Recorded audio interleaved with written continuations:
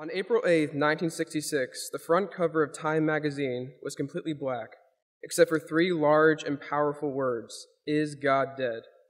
In 2001, to answer this question, the atheist emeritus professor of philosophy at Western Michigan State University retorted, "God is not dead in academia. He returned to life in the late 1960s and is now alive and well in his last academic stronghold, the philosophy departments." Tonight you will witness two scholars with diametrically opposed positions debating the most important question a person can ask themselves in their life: does God exist? I'm grateful that you have chosen to come to this debate and hear both sides of this issue in your pursuit of truth, so thank you for coming. My name is Jonathan Mann. I am the president of Ratio Christi here at Kennesaw State University.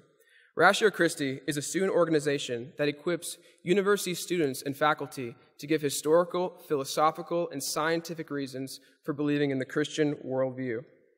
We meet weekly on Wednesday nights in the Social Sciences Building, room 3030, at 7:30, and everyone is welcome to attend and engage in the discussion. Even on this Wednesday's meeting, we're actually going to be hosting one of this evening's debaters, Dr. David Wood, who will give a lecture and Q&A on the topic, "What is the Quran's view of the Bible?" So I welcome any one of you to attend and bring your questions. I would like to thank Kennesaw State University and Johnson's Ferry Baptist Church for all their support in making this event possible. I would also like to personally thank Ratio Christi at Kennesaw State University's faculty advisor, Dr. Victor Marshall, for his support in this debate and the student organization. I also thank Ratio Christi at KSU's co-directors, Dr. Jean and Christy Williams. Finally, I would like to thank this evening's moderator, Dr. Michael Sansevero, and the debaters for being willing to participate in this debate, Dr. David Wood and Dr. Michael Shermer. I would like to introduce this evening's moderator, Dr. Michael Sansevero. Dr. Sansevero has served as the Dean of Students at Kennesaw State University since October 2010.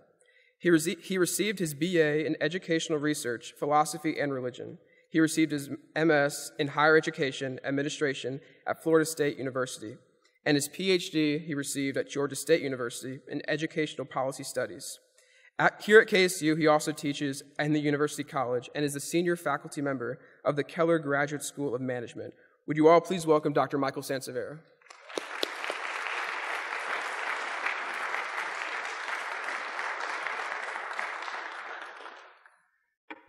Good evening. You're allowed to say good evening back. Good evening, thank you. Medina students, after all, you have to engage with me.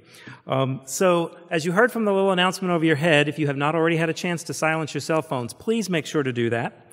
Also, we are going to be holding all applause to the welcome when I first introduce our guest speakers, and then at the end of their closing remarks, you can applaud then as well. But please, otherwise, hold all applause during the rest of the debate. Our purpose this evening is to introduce our community to different viewpoints. The purpose is not necessarily to win the debate, but to share insights and perspectives that will hopefully generate continued dialogue. I'm honored to serve as your moderator this evening in this conversation, and I look forward to hearing from both of our speakers.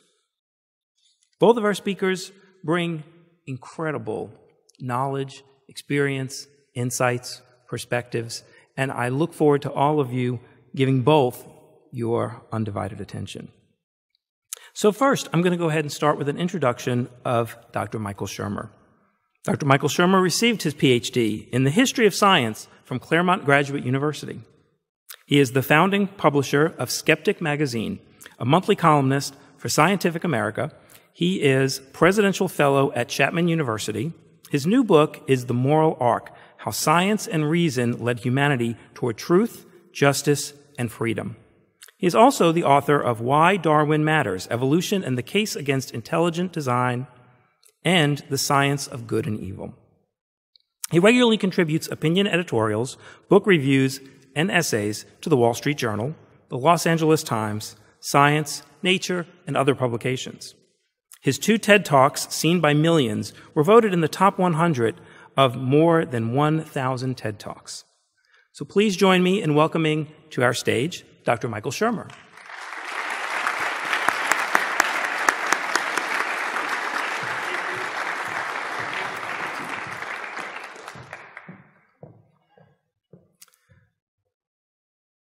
Dr. David Wood received his PhD in philosophy from Fordham University. He is a member of the Society of Christian Philosophers, the Evangelical Philosophical Society, and the Hume Society. He is a contributor to the books Evidence for God, 50 Arguments for Faith from the Bible, History, Philosophy, and Science, Defending the Resurrection, and True Reason, Christian Response to the Challenge of Atheism. Dr. Wood is a former atheist, and his incredible, jaw-dropping story is on YouTube and has over 400,000 views. Search David Wood, Why I Am a Christian to check it out. He has participated in more than 50 moderated public debates. These include debates against the top Muslim apologist, Dr. Shabib Ali, and the popular atheist, John Loftus. Please join me in welcoming Dr. David Wood to the stage.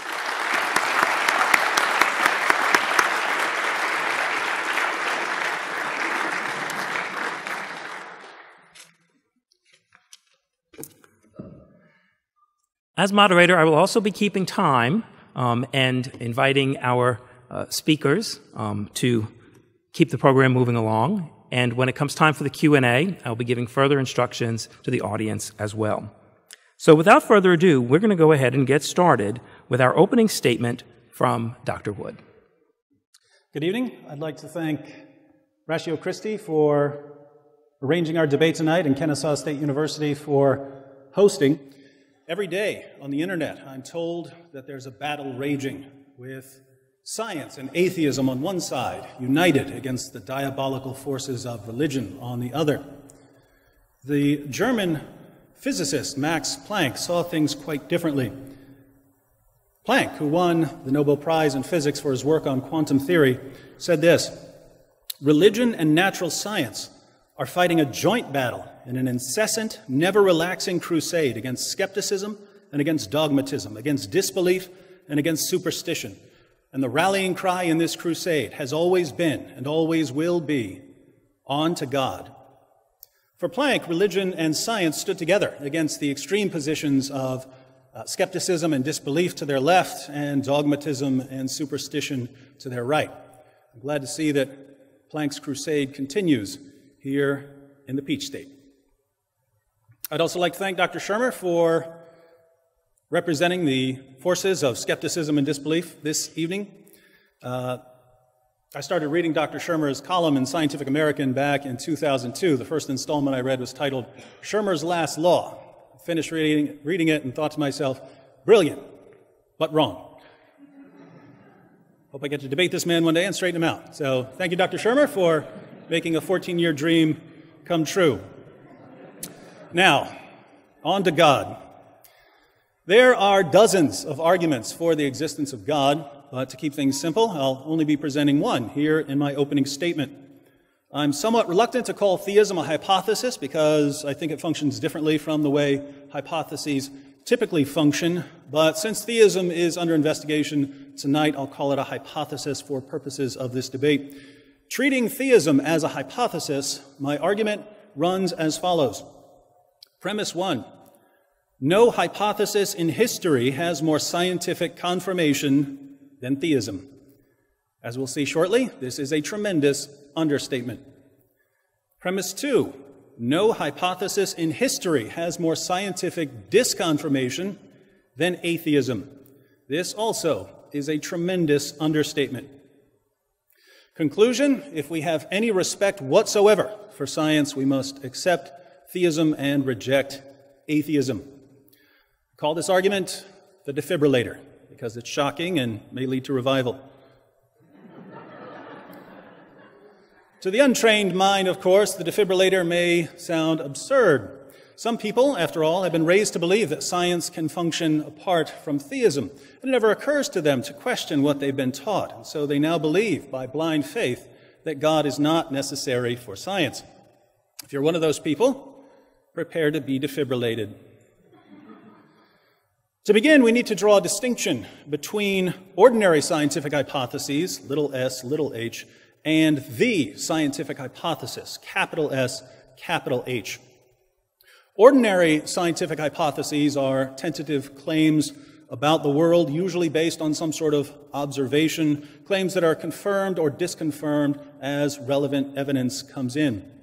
A hypothesis becomes much stronger if you not only find lots of confirming evidence, but also discover why the hypothesis is correct. So you notice a piece of copper conducts electricity, and you put together a scientific hypothesis. All copper conducts electricity. Then you test your hypothesis by getting different pieces of copper and seeing if they too conduct electricity. You find that they do. This supports your hypothesis. Then you ask why copper conducts electricity, and you discover that free electrons in copper can move through the metal, and this makes copper a good conductor. There are tons of scientific hypotheses being tested around the globe, but all of these ordinary scientific hypotheses are ultimately derived from the scientific hypothesis, capital S, capital H. The scientific hypothesis is the hypothesis on which science as we know it rests. There are three key elements of the scientific hypothesis. One, the universe can be understood. Two, we can understand it. And three, it's good for us to understand it. If you don't believe that the universe is, at bottom, rational, you're not going to spend years of your life gathering data to figure out its laws. If you don't believe that human beings are capable of understanding the universe, why waste your time trying? If you don't believe that it's good to understand the universe, why would you want to? So, intelligibility, the universe can be understood. Capability, we can understand it. And desirability, we want to understand it. These are the three key elements of the scientific hypothesis, and all three have to be in place for science to get off the ground. In the 21st century, we take the scientific hypothesis for granted. We believe that the universe can be understood, that we're the kinds of things that can understand it, and that it's good for us to understand it. But there was a time when the vast majority of people didn't believe these things. They didn't believe that the universe could be understood, or that we could understand it, or that it was good to understand it. And so, even though there were some scientific achievements among the ancient Greeks and the Egyptians and the Chinese and the Muslims, there was never anything that would amount to a revolution in our way of thinking about the world. But in the 16th and 17th centuries, a group of devout atheists decided to uncover the secrets of the universe, and these atheists produced an explosion of scientific research in the budding fields of astronomy, physics, chemistry, and biology. Oh, did I say atheists? I meant Christians. They were all Christians. Here we might wonder, why did these Christians dedicate their lives to understanding the universe? Let's ask them, and we'll allow them to answer from their own writings. It's time for Q&A with the pioneers of the scientific revolution. Here goes. First question. Nicholas Copernicus, the publication of your book on the revolutions of the heavenly spheres generally marks the beginning of the scientific revolution. What were you thinking when you started this revolution? Copernicus's actual response. To know the mighty works of God, to comprehend his wisdom and majesty and power, to appreciate in degree the wonderful workings of his laws, surely all this must be a pleasing and acceptable mode of worship to the Most High, to whom ignorance cannot be more gratifying than knowledge. Now that's odd. Sounds like his scientific research was grounded in his religious beliefs. He thought he was worshiping God by studying the universe. I guess we should ignore him and move on. Tycho Brahe, you spent decades recording astronomical data, and your measurements were 5 times more accurate than the best measurements available before you. Why did you spend so much time studying the stars? Brahe's response, those who study the stars have God for a teacher. Studying the stars because you want to learn from God. How weird is that? Galileo Galilei, you're called the father of modern observational astronomy. Why did you decide to give birth to modern observational astronomy? Galileo's response, I do not feel obliged to believe that the same God who has endowed us with sense, reason, and intellect has intended us to forego their use. When I reflect on so many profoundly marvelous things that persons have grasped, sought, and done, I recognize even more clearly that human intelligence is a work of God and one of the most excellent. Johannes Kepler, You sifted through astronomical data year after year in order to come up with your 3 laws of planetary motion. Why did you do it? Kepler's response: our piety is the deeper, the greater is our awareness of creation and its grandeur. Since we astronomers are priests of the highest God in regard to the book of nature, it befits us to be thoughtful, not of the glory of our minds, but rather, above all else, of the glory of God.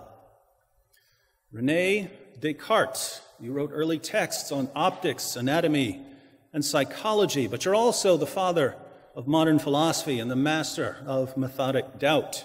Surely you can cast doubt on all this talk about God. Descartes' response: I see plainly that the certainty and truth of all knowledge depends uniquely on my awareness of the true God, to such an extent that I was incapable of perfect knowledge about anything else until I became aware of him. Blaise Pascal, mathematician, physicist, philosopher, inventor, pioneer of probability theory. Aren't all these other scientists being unreasonable? Pascal's response: there are 2 kinds of people one can call reasonable: those who serve God with all their heart because they know him, and those who seek him with all their heart because they do not know him. Robert Boyle, father of modern chemistry, pioneer of the experimental method in science. What drove your research? Boyle's response: the vastness, beauty, and orderliness of heavenly bodies, the excellent structure of animals and plants and other phenomena of nature justly induce an intelligent, unprejudiced observer to conclude a supreme, powerful, just, and good author.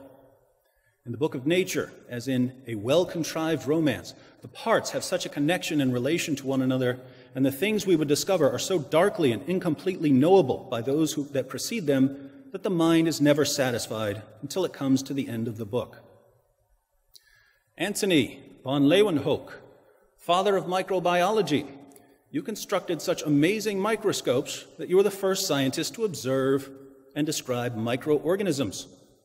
Why did you want to see what eyes had never seen? Leeuwenhoek's response: it is to be hoped that the inquirers into nature's works, by searching deeper and deeper into her hidden mysteries, will more and more place the discoveries of the truth before the eyes of all, so as to produce aversion to the errors of former times, which all those who love the truth ought diligently to aim at. For we cannot in any manner better glorify the Lord and Creator of the universe than that in all things, how small forever they appear to our naked eyes, which have yet received the gift of life and power of increase, we contemplate the display of his omniscience and perfections with the utmost admiration. Isaac Newton, physicist, co-discoverer of calculus, considered by many to be the greatest scientist in history. Your laws of universal gravitation and motion provided the grand synthesis that concluded the scientific revolution. Tell us what you think of atheism. Newton's response: atheism is so senseless and odious to mankind that it never had many professors. You seeing a pattern? The scientists of the scientific revolution would roll over in their graves if they heard a bunch of 18-year-old atheists claiming to be champions of science just because they follow Richard Dawkins on Twitter. So why were Christians the pioneers of the scientific revolution? Here, our atheist friends often insist that it was just dumb luck. Anyone could have done it. And if Europe had been filled with atheists, it would have happened even faster. But this is sheer nonsense. There were cultures and civilizations around the world. Plenty of people had the opportunity to study astronomy and physics and chemistry and biology. But these branches of science all took off at roughly the same time in one particular civilization. It only makes sense that we should ask, why? The problem is that when we ask the people who did it why, they immediately start talking about their belief that the universe was created by a rational being, and that since human beings were created in the image of this rational being, we can understand the universe, and that by setting out to understand it, we're worshiping God. As for atheists thinking that they could have come up with science without Christians doing it for them, let's take a quick trip to planet reality. Atheists would have been the last people to ever start a scientific revolution. Why is that? Well, anyone can do science now. because we all accept the scientific hypothesis. We all believe that the universe can be understood, that we're the kinds of things that can understand it, and that it's good for us to understand it. But the pioneers of the scientific revolution already believed these things before they set out to prove them. They believed them based on their theology. They came up with a method of proving them, and that method became the scientific method. Now, if you were an atheist before the scientific revolution, would you have any reason to think that the universe is governed by neat little mathematical equations? Of course not. It wouldn't make any sense to say that a falling rock is going to obey an equation. Rock doesn't have a will, can't obey anything, so intelligibility goes out the window. What about capability? If you were an atheist before the scientific revolution, why would you think that human beings are capable of figuring out the laws of nature? Even if you happen to think that there were laws of nature, which as an atheist I doubt you would, why would you think that you could discover them? You're not made for that sort of thing. You're not made for anything. You'd have no idea how you got here and no reason to think that you're capable of figuring out how you got there. So you'd be trapped in a kind of bubble with no escape. How about desirability? Supposing, for the sake of argument, that you believed that there were laws of nature, which again, I don't think you would, and that you believed that human beings could discover these laws, which again, I don't think you would, why would you want to? I understand seeking knowledge that has some practical benefit, like growing better crops or building an air conditioner, but from an atheistic perspective, what's the point of seeking knowledge that has no practical benefit?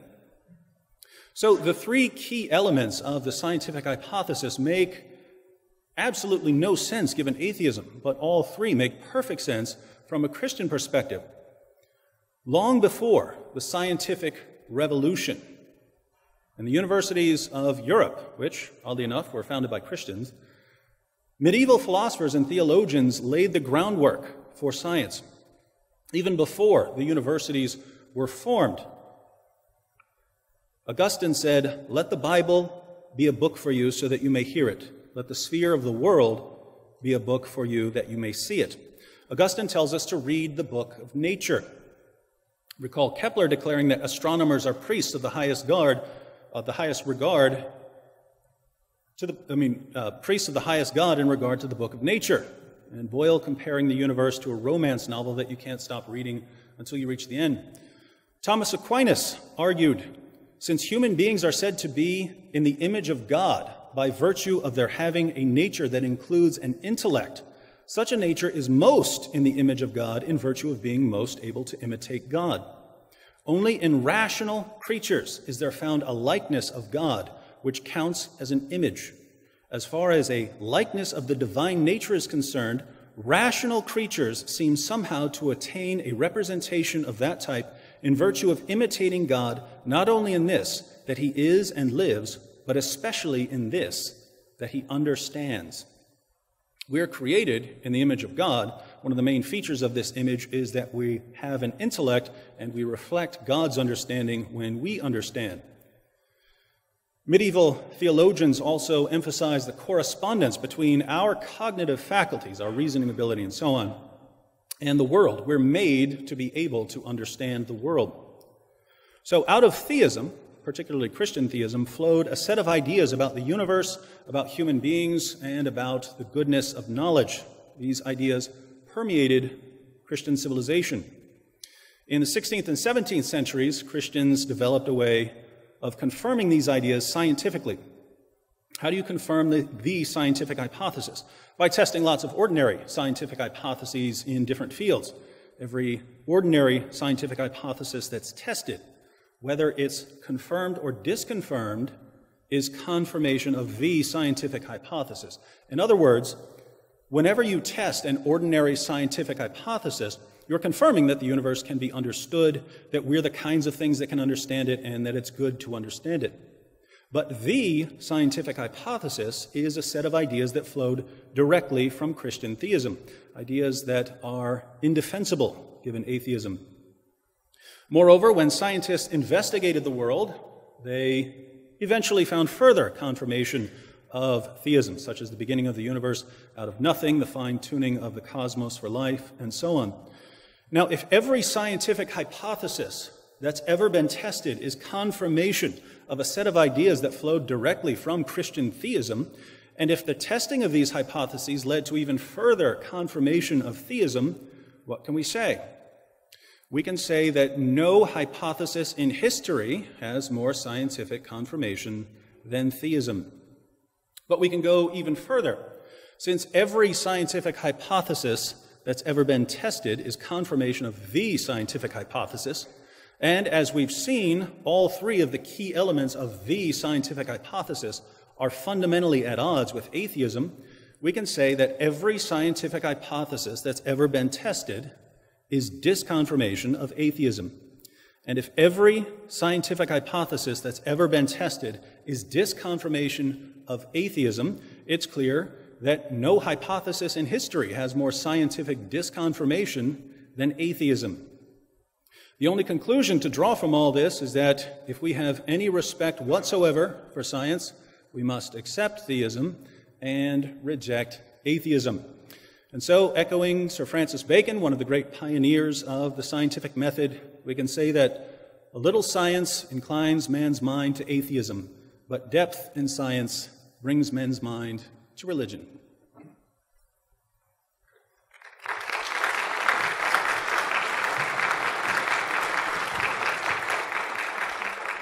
Thank you, Dr. Wood. We will now welcome Dr. Shermer to the podium. Can you hear me all right if I walk around just a little bit? Thank you, David. Thank you, Ratio Christus and Kennesaw State. Good to see you all. I need to unplug the defibrillator here before I actually start my opening statement. But first, just curiosity of show of hands, how many of you believe in God? Holy shit. Look at the time. Oh, boy. Wow. Well, I used to be a Christian. I used to be a believer in God, a theist. I was an evangelist. I went door to door, witnessing to people. We called it Amway with Bibles. And then later I became an atheist, a sort of a born-again atheist, and I went back to those same doors and take it all back. I was wrong. And then I became a militant agnostic, like the bumper sticker says, I don't know and you don't either. But then, see, the problem is the terms. The terms are loaded. Theist just means you believe in God. Atheist, you just lack a belief in God. But there are strong atheists who believe that they can prove that God doesn't exist or show that it very likely doesn't exist. Or weak atheists that just lack a belief in God and just sort of leave it at that. Agnostic is actually a term I used for a while. It was coined by Thomas Huxley in 1869 just to mean that God is unknowable in any scientific, rational sense. It's just an article of faith and nothing more. But then when I was on the Colbert Report, Stephen told me in the green room when he asked me about my religious beliefs that an agnostic is just an atheist without balls. So I thought, well, come on, Shermer. So, now I'm a skeptic because that's the name of my magazine. But really, it's just, I think it's very unlikely that there is a God. We can't prove that there is nothing. Can't prove a negative. But just follow a thought experiment here for a second. Over the last, say, about 10,000 years, humans have created about 10,000 different religions and about 1,000 different gods.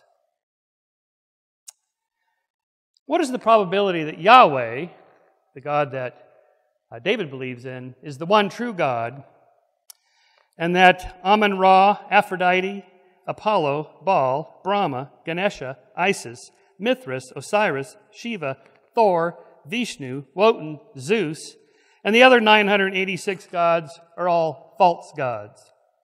Do I have any believers in any of the gods I just read off? I have one taker. Which one? Zeus, yes, all right. So, like me, the rest of you are all atheists. Some of us just go one God further. It's a pretty simple idea. That's the trend in the history of science, is to go in that direction. But even if David convinced you that the arguments are in favor of God's existence, this doesn't prove that Yahweh is the right God. It could be one of these other gods. if you decide that the reason and evidence points to a God. It could be one of these other gods.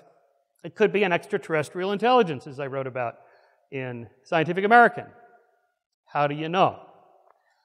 Okay, now I'm going to go off the page and just respond a little bit to the defibrillator argument, as it were. It's irrelevant, the religion of the scientists who pioneered science. Some of this was correct, some of it not quite. It's a little more subtle than that. I'm a historian of science, but it's like saying, all the great art in medieval Europe was done by Christians. All the great music was done by Christians. Everybody was a Christian. It was almost against the law in some countries to not be a Christian. So who was going to do the music? Who was going to do the art? Who was going to do the science? In any case, it's irrelevant. You might as well say that they were all dog owners. So what? It's irrelevant. It doesn't matter. As for atheism, atheism isn't a thing. It's just a lack of belief in God. That's it. Full stop. I'm also an A Bigfootist. I'm an A UFOist. I'm an A, I was going to say Trumpist or something, but I didn't want to get politics in there. It's not a belief system. There's no set of tenets. This is what atheists believe. It's just what we don't believe. We just don't believe in God, full stop, that's it. Now let's talk about something else. If you don't believe in God, but you believe in, say, civil rights, civil liberties, human rights, women's rights, gay rights, animal rights, you believe that people should be treated equally under the law, and so on and so forth, you're probably a humanist or a secular humanist or an Enlightenment humanist, but it's irrelevant. You can be a Christian and believe all those things. You can be an atheist and believe all those. It doesn't matter.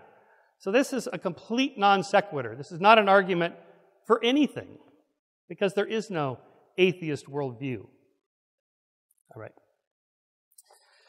Now,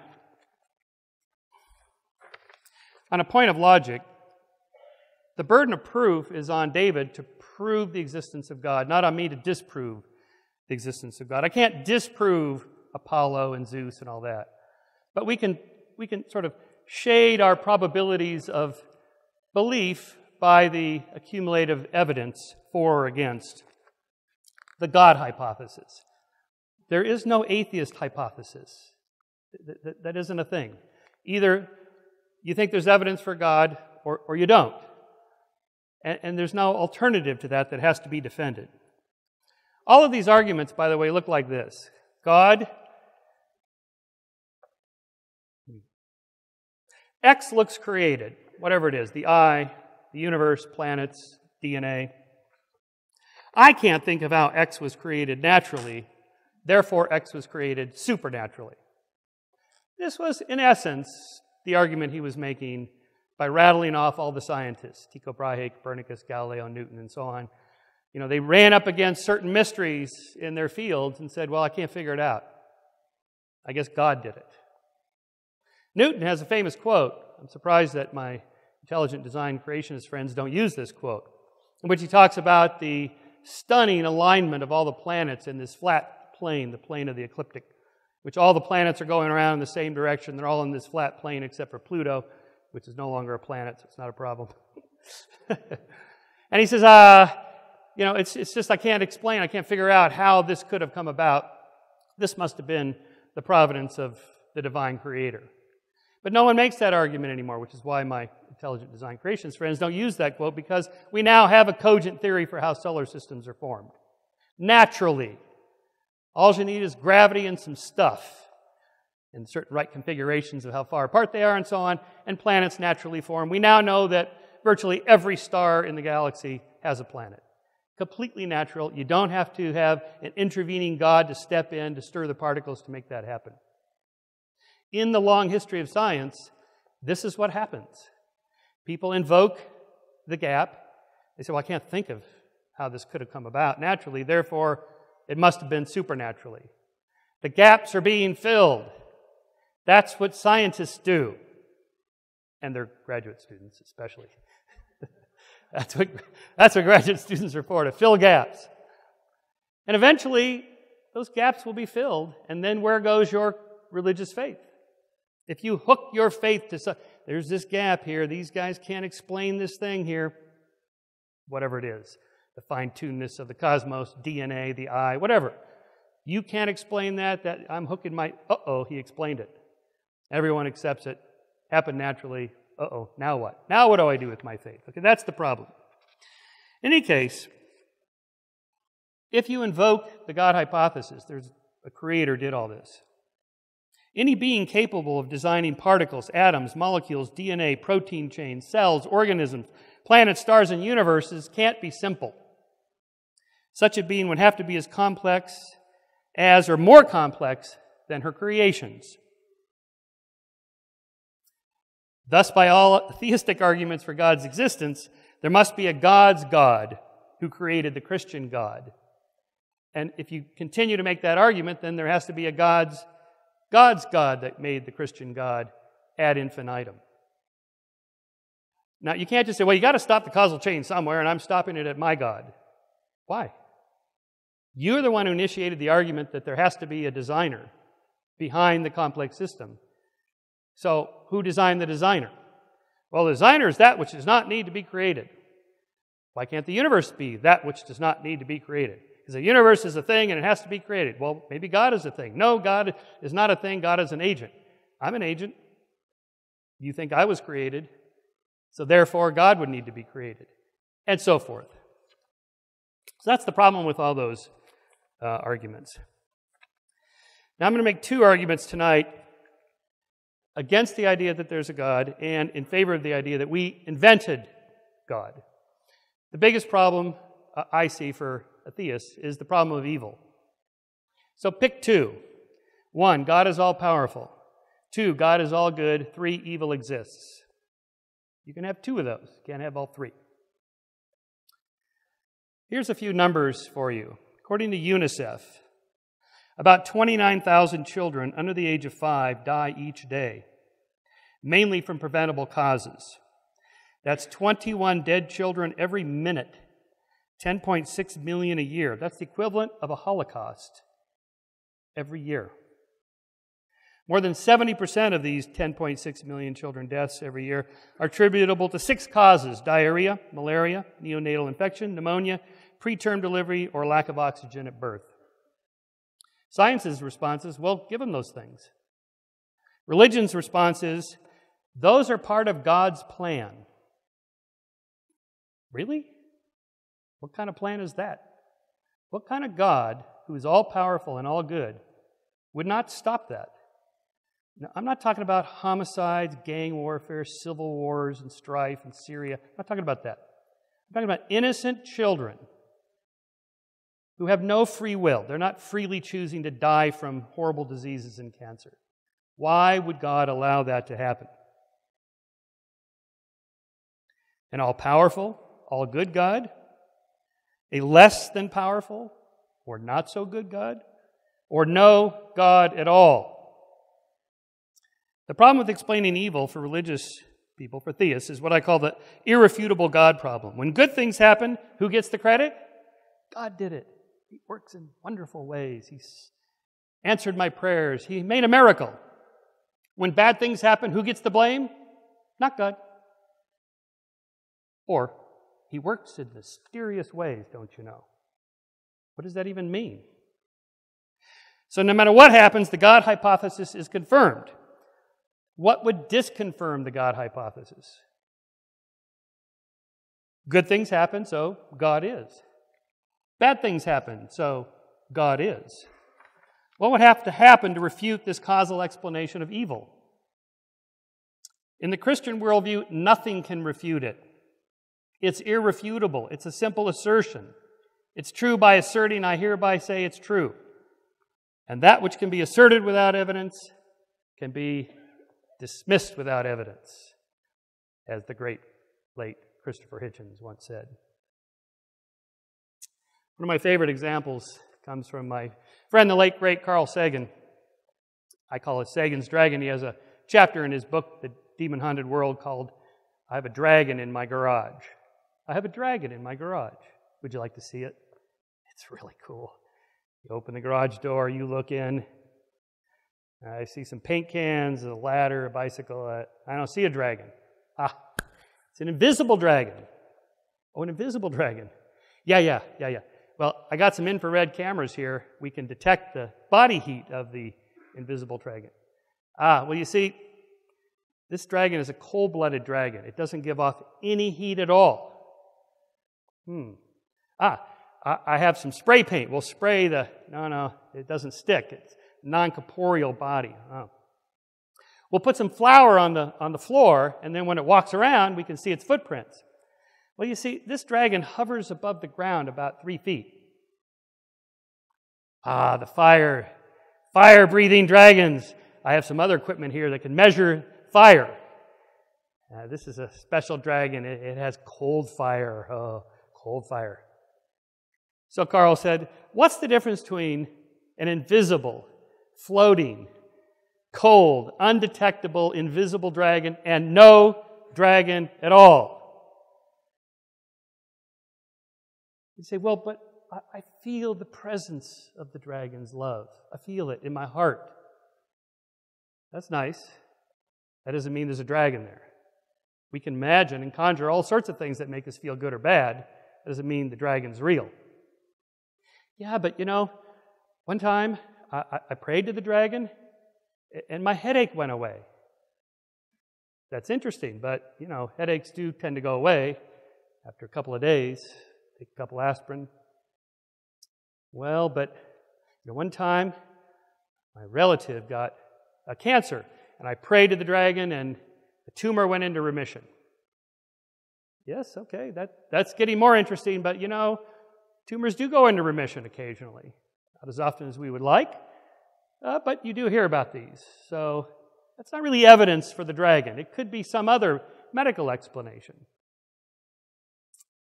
Well, but I'm just unsatisfied with the problem of evil, so I think the dragon makes evil things happen, and so on and so on. You get the point. What's the difference between an indetectable, invisible, cold God, whatever, and no God at all? This is the problem with the problem of evil. When you follow this line of reasoning, this is like playing baseball without the bases or the ball.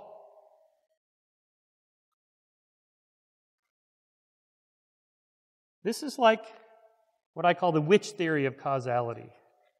If your theory of evil, if your explanation for storms and disasters, plagues and diseases and accidents is that women cavort late at night with demons, then you're either insane or you lived 500 years ago in Christian Europe when everybody believed in the witch theory of causality. This was the Christian theory of evil. Exodus 22:18, thou shalt not suffer a witch to live.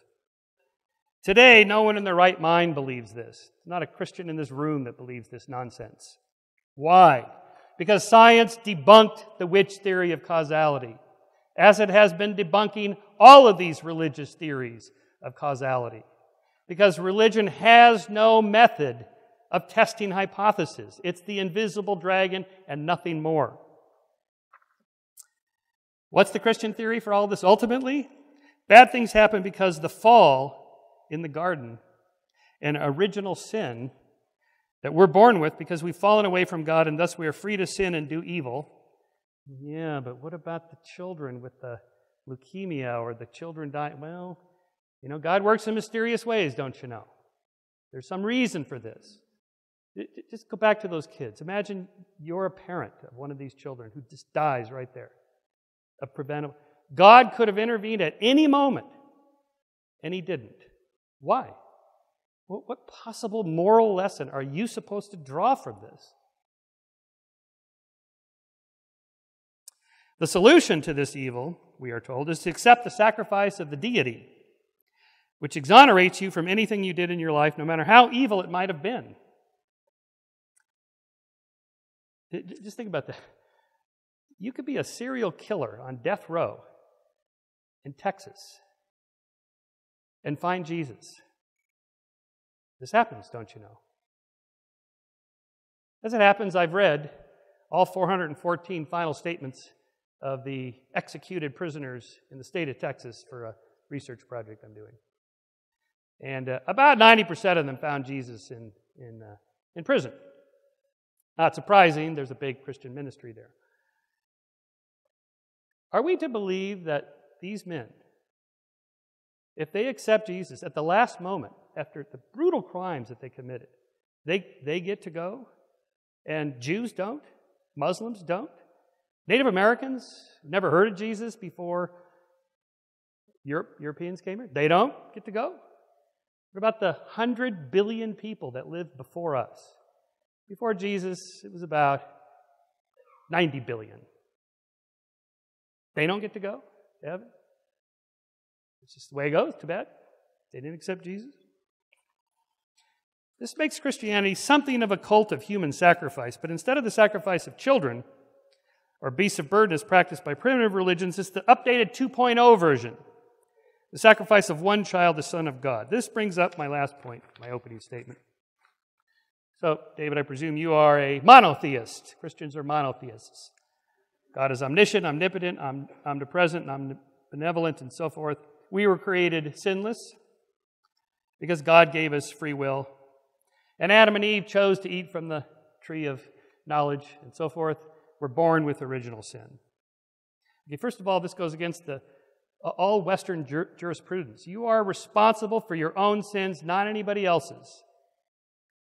And you are beholden and should be sorry to the people you harmed, not somebody else. Still, God could just forgive the sin we never committed, but instead He sacrificed His Son Jesus, who is actually just Himself in the flesh, because Christians are monotheists. So this violates the law of identity. A is A. A cannot be non-A at the same time. So the only way to avoid eternal punishment for sins we never committed from this all-loving God is to accept His Son, who's actually Himself, as our Savior. So my final sentence. So God sacrificed Himself to Himself to save us from Himself. This is barking mad. Thank you.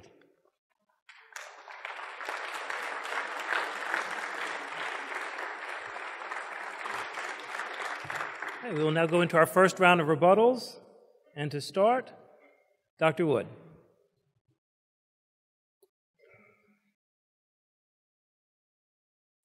Thank you, Dr. Shermer. I'm going to jump right into some of his comments.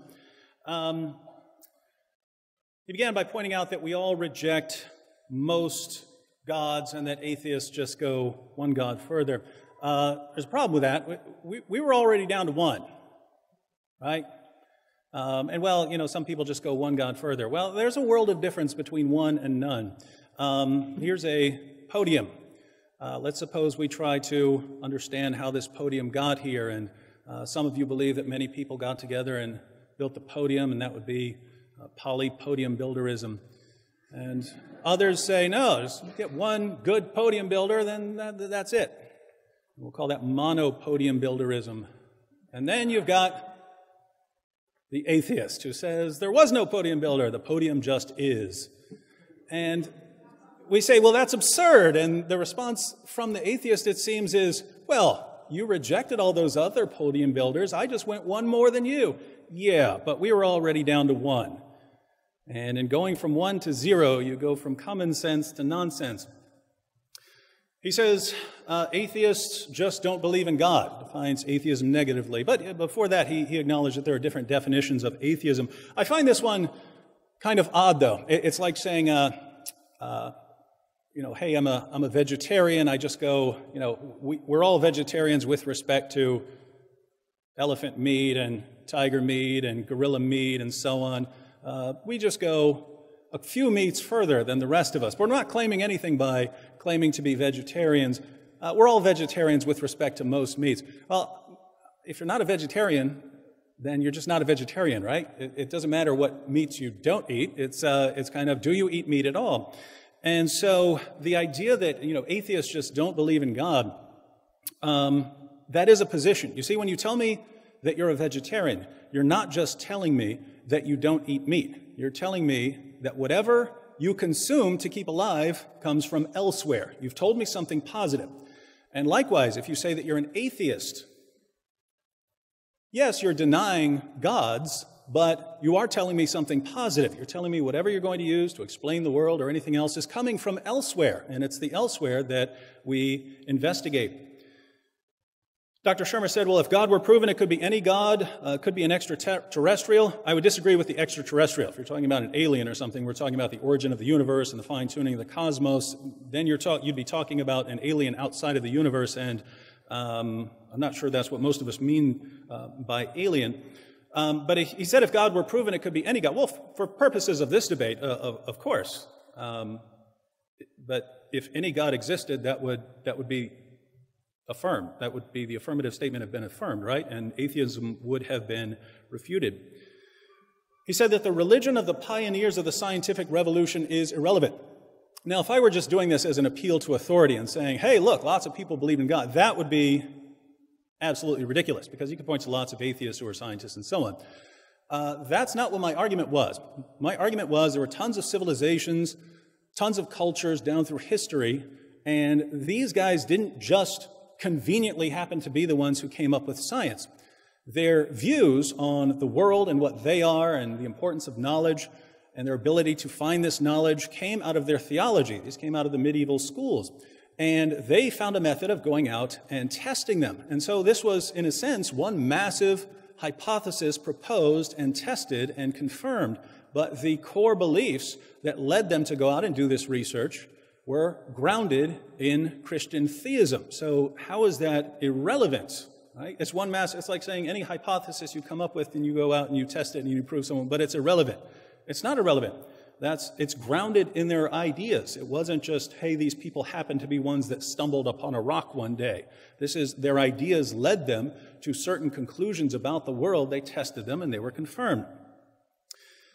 He said that in the olden days, God was used to fill gaps, but the gaps are being filled by science. Interestingly, all the earliest people who put forward this God of the gaps criticism were Christians who were criticizing other Christians for focusing on the gaps. They were telling them God is the God of all knowledge. In other words, basically everything I was saying in my opening statement. I didn't appeal to any gaps. So Henry Drummond, for instance, who was a Scottish Christian evangelist, biologist, member of the Royal Society of Edinburgh, in his book, The Ascent of Man, writes, there are reverent minds who ceaselessly scan the fields of nature and the books of science in search of gaps which they will fill up with God.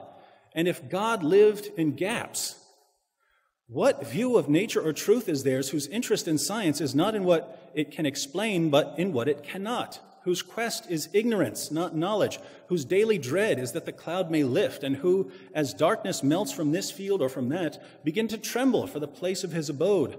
What needs altering in such finely jealous souls is at once their view of nature and of God. Nature is God's writing and can only tell the truth. God is light, and in him is no darkness at all. So, Christians come up with science, and then other Christians go for God of the gaps types arguments, and then other Christians criticize that God of the gaps type reasoning, and atheists claim that this is their criticism of these types of arguments. This is a criticism put forward by Christians to criticize the idea that we focus on the gaps and not all of knowledge.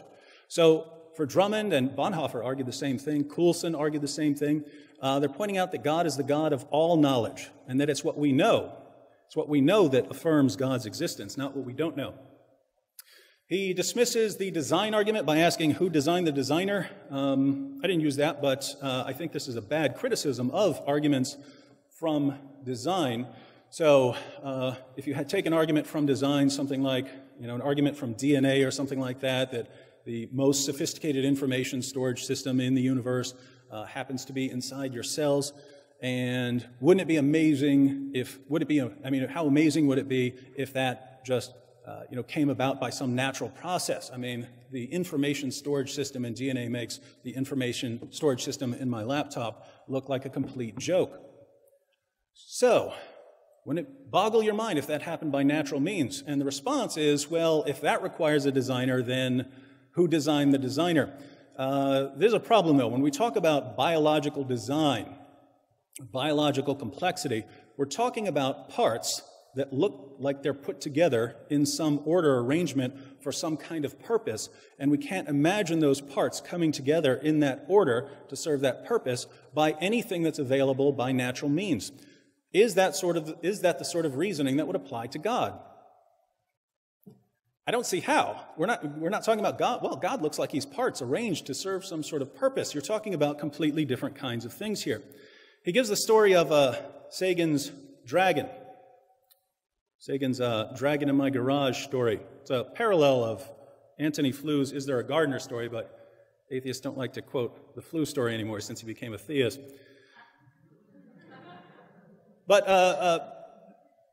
Flou's story makes the same point, but I think is much stronger than Sagan's point. So Sagan's argument compares looking for God to looking for a dragon in your garage.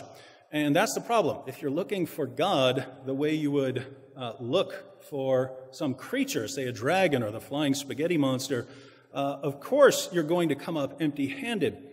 But if you'd like a more interesting parallel, I mean, try asking, if there's a garage, was there an architect? If there's a garage, is there a foundation to the garage? If there's a garage, did someone build the garage? So those are the sorts of questions that would parallel arguments for theism, not, hey, there's an invisible dragon in my garage. As for the problem of evil, I don't have very long, but my thinking on this is very different from the way atheists tend to think of it. I try to make sense. I'm trying to make sense of the universe, and I guess atheists are trying to do the same thing there.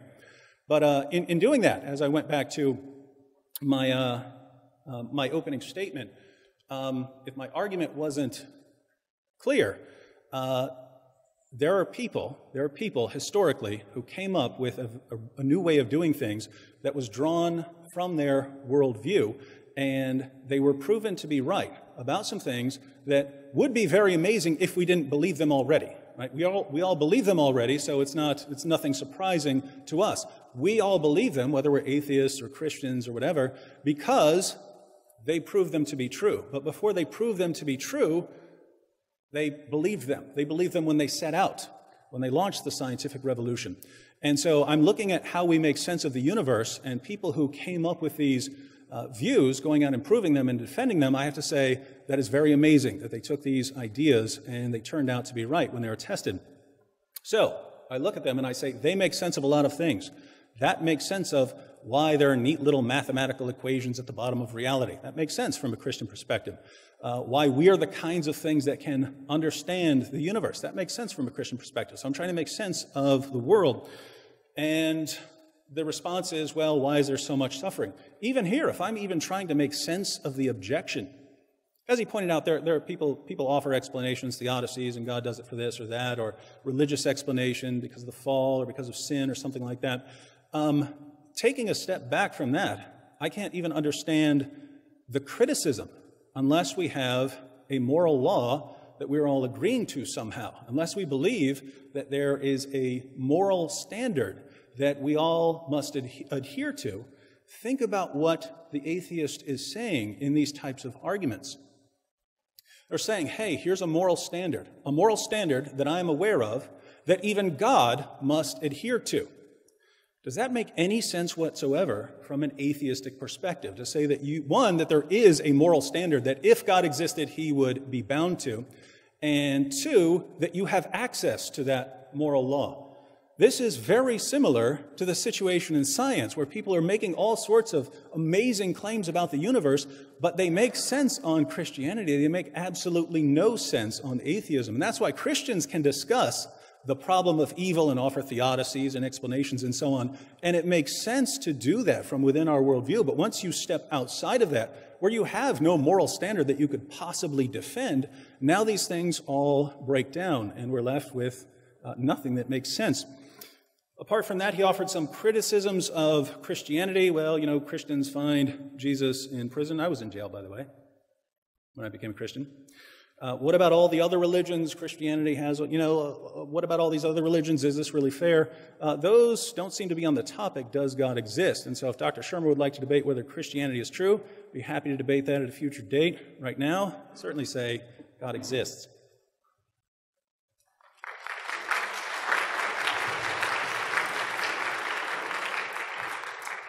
Dr. Shermer. Here we go. So I got to come back and hit this atheism thing again. It's like vegetarianism. No. We like meat. No, sorry. Just a little joke for my animal rights friends. I'm a reducitarian. Just reduced it. Meatless Monday. Okay, For most vegetarians, there's one or two reasons they do it. It's either lifestyle, health, or moral reasons because of the brutality against animals. This has nothing to do with where did all this stuff come from in the first place. All right, well, theists say it came from God. Atheists say, I don't believe that. That still leaves the question open, well, where did it come from? Okay, so now you're back on the page of science. And there is no Christian science. Well, there is that religion, but there's no Buddhist physics, Christian physics, Hindu physics, nothing like that. There's just physics. If you go to India, most people are not Christians. But those that do physics, they do the same physics we do. Because the physical world really exists. It's knowable. We can know it. And it's good to know. That's our point of agreement there. But that's open to everybody. You don't have to be a Christian. You can be anybody. It doesn't matter. Again, it doesn't matter what the religious attitudes were of those who pioneered the scientific revolution. You might as well have said, well, they were all Republicans or Democrats or Whigs or Tories or whatever. It doesn't matter. It's irrelevant. The point is they discovered something that you and I can discover, that anybody can discover anywhere in the world, and religion's not like that. This is why there are so many different religious groups based geographically. If you happen to have been born by chance some other part of the world or some other time in history, 10,000 years ago, 500 years ago, you would not believe the stuff you believe today. You wouldn't. But science is not like that. We know that physics works the same way on the other side of the galaxy and probably on the other side of the universe. For example, my friend Deepak Chopra is a Buddhist, sort of. He hails from the Eastern wisdom traditions, a little bit of Buddhism, Hinduism, Taoism. He loves science. And to the extent that he does some science, like he recently published a paper showing the benefits of meditation, the physiological and psychological benefits of meditation, measurable, even genetic benefits of meditation. Okay, this has nothing to do with his Buddhism. His Buddhism led him to meditate because it works for him, and it got him interested in studying meditation, but meditation either works or it doesn't. It doesn't matter what your religion is. It's irrelevant. I'm just trying to come at this different ways. All right, things look designed. They look purposeful. Yes, that's right. Because that's how nature's laws operate. And until Darwin, we didn't have an explanation for why wings look like they're designed to fly and eyes look like they're designed to see. It was Darwin that gave us a bottom-up mechanism that shows, through natural selection, how these complex organs can come about through simpler gradations, simpler structures through gradated change over long periods of time. How long? Hundreds of millions, even billions of years. That's enough. That's enough time. So it's okay to say, yeah, the eyes were designed to see. Yes, that's true. The design is nature. Now, if you want to say, well, I think God uses natural selection to create complex life, just like God uses gravity to create solar systems, fine. I don't have a big beef about that.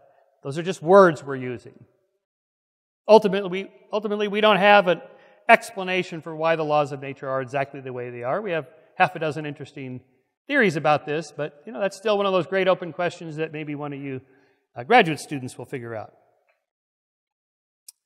As for the Dragon's garage builder, well, we can film the garage being built by the garage builders.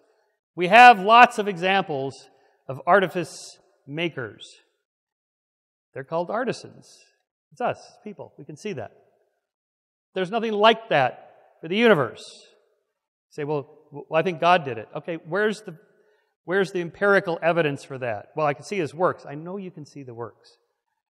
I can see the garage, but I know who made the garage. We can film it being made.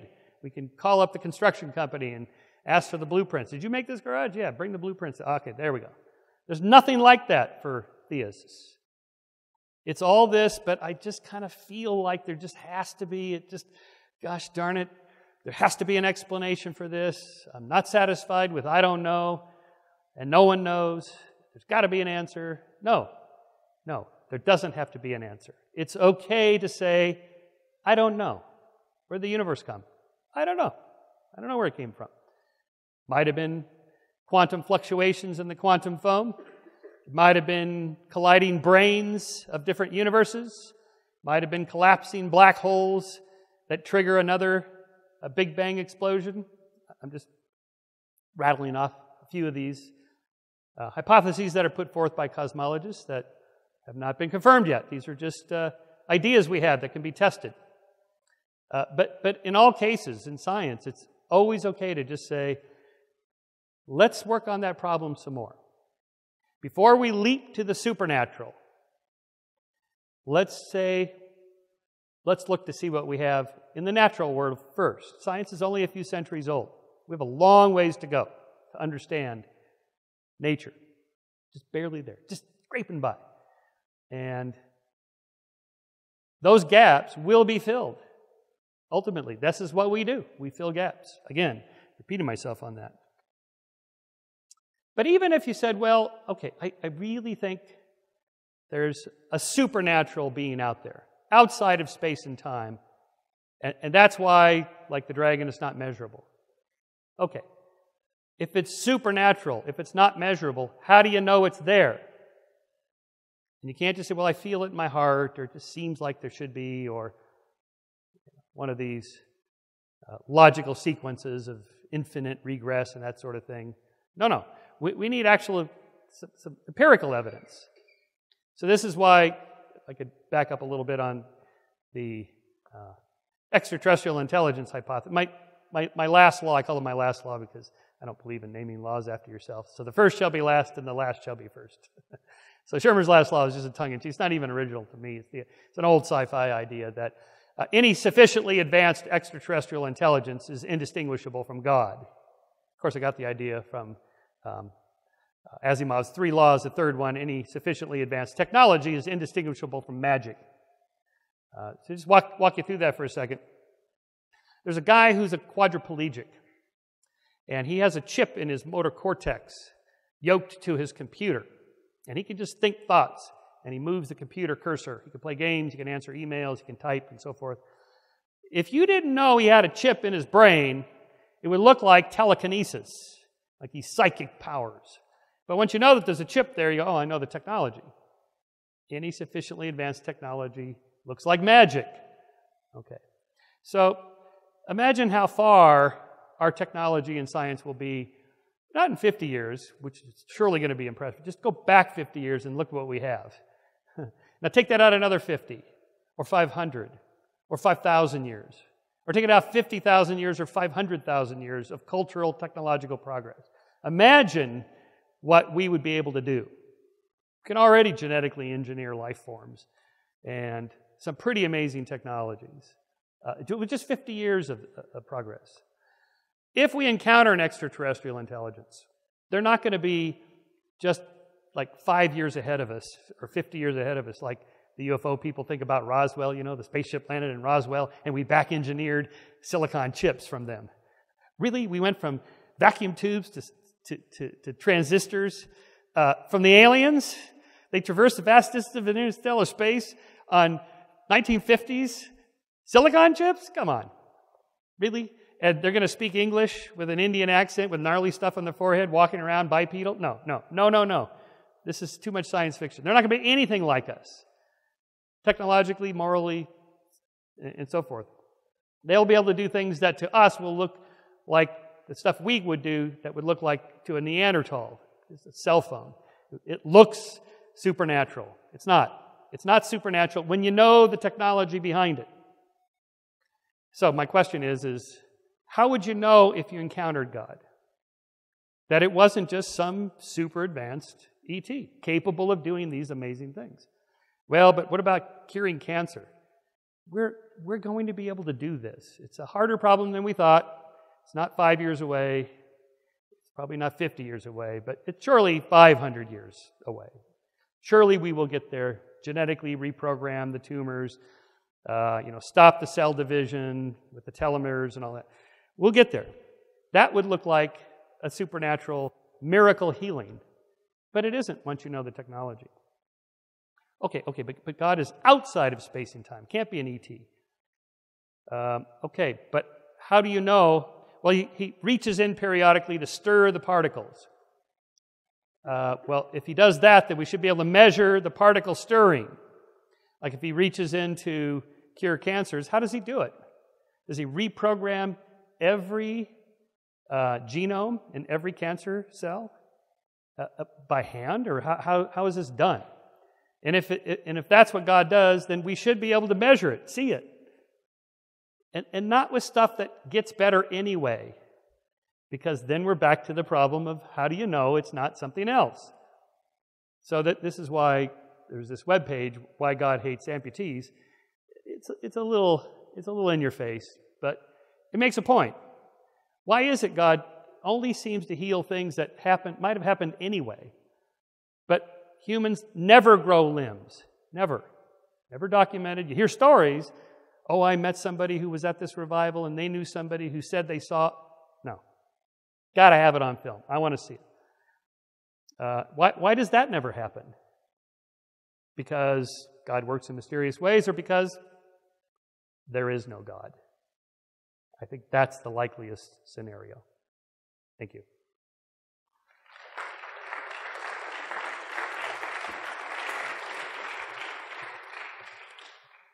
Okay, we're going to move into our second rebuttal. Dr. Wood.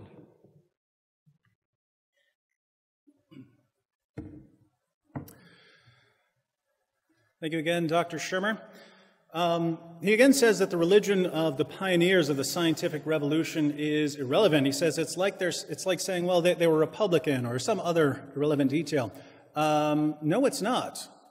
If someone's claims about the universe flowed directly from the fact that they were Republican, and then they went out and tested these claims, and they were claims that the general population of the world would have rejected, and that Republicans were the only ones putting forward these claims, and then they went out and tested them, and they were confirmed, well, that would be a parallel, but these two cases aren't parallel. Christians, because of their theology, came up with certain claims about the world.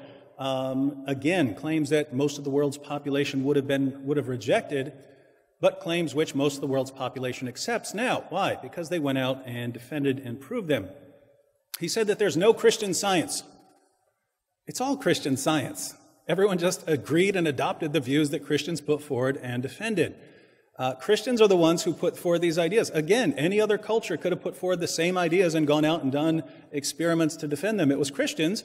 Christians defended these claims, and now people in general believe that the universe at bottom is rational, that we are the kinds of things that can go out and do this, that knowledge is good, and so on. So, atheists simply aren't really atheists. They're heretical, rebellious Christians because they've adopted a Christian worldview and just don't know it. He says that Darwin gave us an explanation for complex life. This actually ties into a lot of what I've been saying, because this goes back to what I said about the beginning of the scientific revolution. Assuming that you had a Darwinian view, you didn't have it yet, but assuming that as an atheist, before the scientific revolution, you had a Darwinian view that could explain something about how you got here and your faculties and so on. Would you have concluded that you can go out and understand the universe? Interestingly, Darwin himself started to know a problem here. He was responding to someone's argument book, arguing for design in the world, and Darwin said, hey, I agree with you. It really looks like that. And then he said this, with me, the horrid doubt always arises whether the convictions of man's mind which has been developed from the mind of the lower animals are of any value or at all trustworthy. Would anyone trust in the convictions of a monkey's mind, if there are any convictions in such a mind? Think about what he's saying there, because he started off very confident about going out and proving things and so on. By the end, after following his worldview to its logical conclusion, human beings are what? Well, we've developed over a long period of time, but as far as our cognitive faculties, our ability to form convictions and so on, to make claims about the universe and so on, those abilities, our cognitive faculties, were selected. What were they selected by? Natural selection. Natural selection doesn't favor coming up with accurate conclusions about the origin of the universe or about the laws of nature. Natural selection favors traits that help you survive and reproduce. So the only thing you can sort of trust that system with would be things that involve finding a mate or using a spear against an enemy or avoiding poisonous berries. Those would be the sorts of faculties that would help you survive and reproduce. At no point would you say, hey, I have this awesome mutant berry finding ability. It really helps me find berries. Therefore, it'll help me uncover the secrets of the universe and the laws of nature and the origin. You wouldn't think that. And so notice the difference, notice the contrast between the pioneers of the scientific revolution who are saying, we were made to figure these things out. We were made to uncover the secrets of the universe. We're made for this because we're made in the image of God. So one worldview would lead you to go out and think that you can actually discover the secrets of the universe. The other would lead you to think, I'm just not made for that, and how can I trust my faculties with anything beyond the bare minimum? He says that science will fill in the gaps. Again, I haven't appealed to any gaps this evening. I'm not appealing, hey, here's something we don't know, therefore God. Now, the problem with his response is that he's saying that science is filling in gaps and so on. Science is going to fill in gaps, but every scientific hypothesis that's tested, whether confirmed or disconfirmed, is going to affirm and confirm that initial scientific hypothesis put forward by Christians. So the more scientific discoveries you come up with, the more you've shown that they were right when they suggested that the universe can be understood, that we can go out, that we can develop mathematics or anything else we need to uncover the secrets of the universe, and that it's good for us to know. The more scientific experiments you do, the more you're confirming the hypothesis, the more you're confirming the beliefs that led them to this hypothesis, and so no amount of science is ever going to disconfirm their views. It'll only add more confirmation. So fill in those gaps. Only helps. Now, Shermer's last law. Again, this was the first article I read. But any sufficiently advanced technology would be indistinguishable from God. And this would apply, I think, to things like design in biology or something like that. Something that looks like a miracle. Again, I don't think it would apply to a universe or something like that unless you're talking about aliens outside the universe. But I've always found this argument interesting because think about this. If God did exist, I'm not saying he did, but if he did exist for you atheists, would you want to know it? Some of you might say yes, some of you might say no, but if you did want to know that God exists, wouldn't you need some sort of method to figure out if he exists? Something that could lead you to the truth about that? According to Dr. Shermer, there can be no such method, because anything God could possibly do, you could say, aliens did it, powerful aliens that are vastly beyond us. So it's built into the methodology that you could never know whether God exists or not. And if it's built into your methodology to never know the truth about something, I have to question the methodology. Methodology should be designed to get us to the truth. So, and notice, other criticisms. Why doesn't God heal amputees? What evidence would that be for God if God healed amputees? You could just say you could just say aliens did it.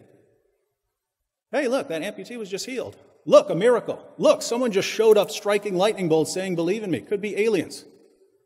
Could, right? So given the methodology, there is absolutely no way to prove that God exists. And I think that says something about the debate tonight.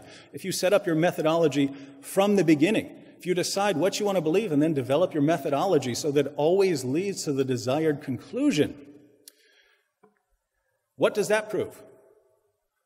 I could do that with all kinds of things, and there's nothing you could ever do. If I say, hey, I believe I'm in the Matrix, how can you prove me wrong? Well, you can't. There's nothing you could do that could prove me wrong. If I say anything God could do, aliens could do, well, then there's no way that you could ever believe in God with that methodology. I would suggest a new methodology.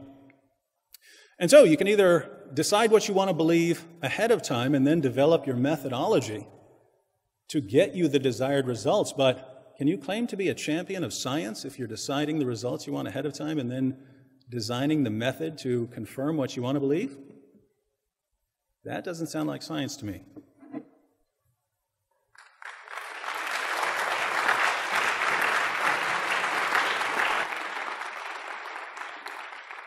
Dr. Shermer, your rebuttal. Okay.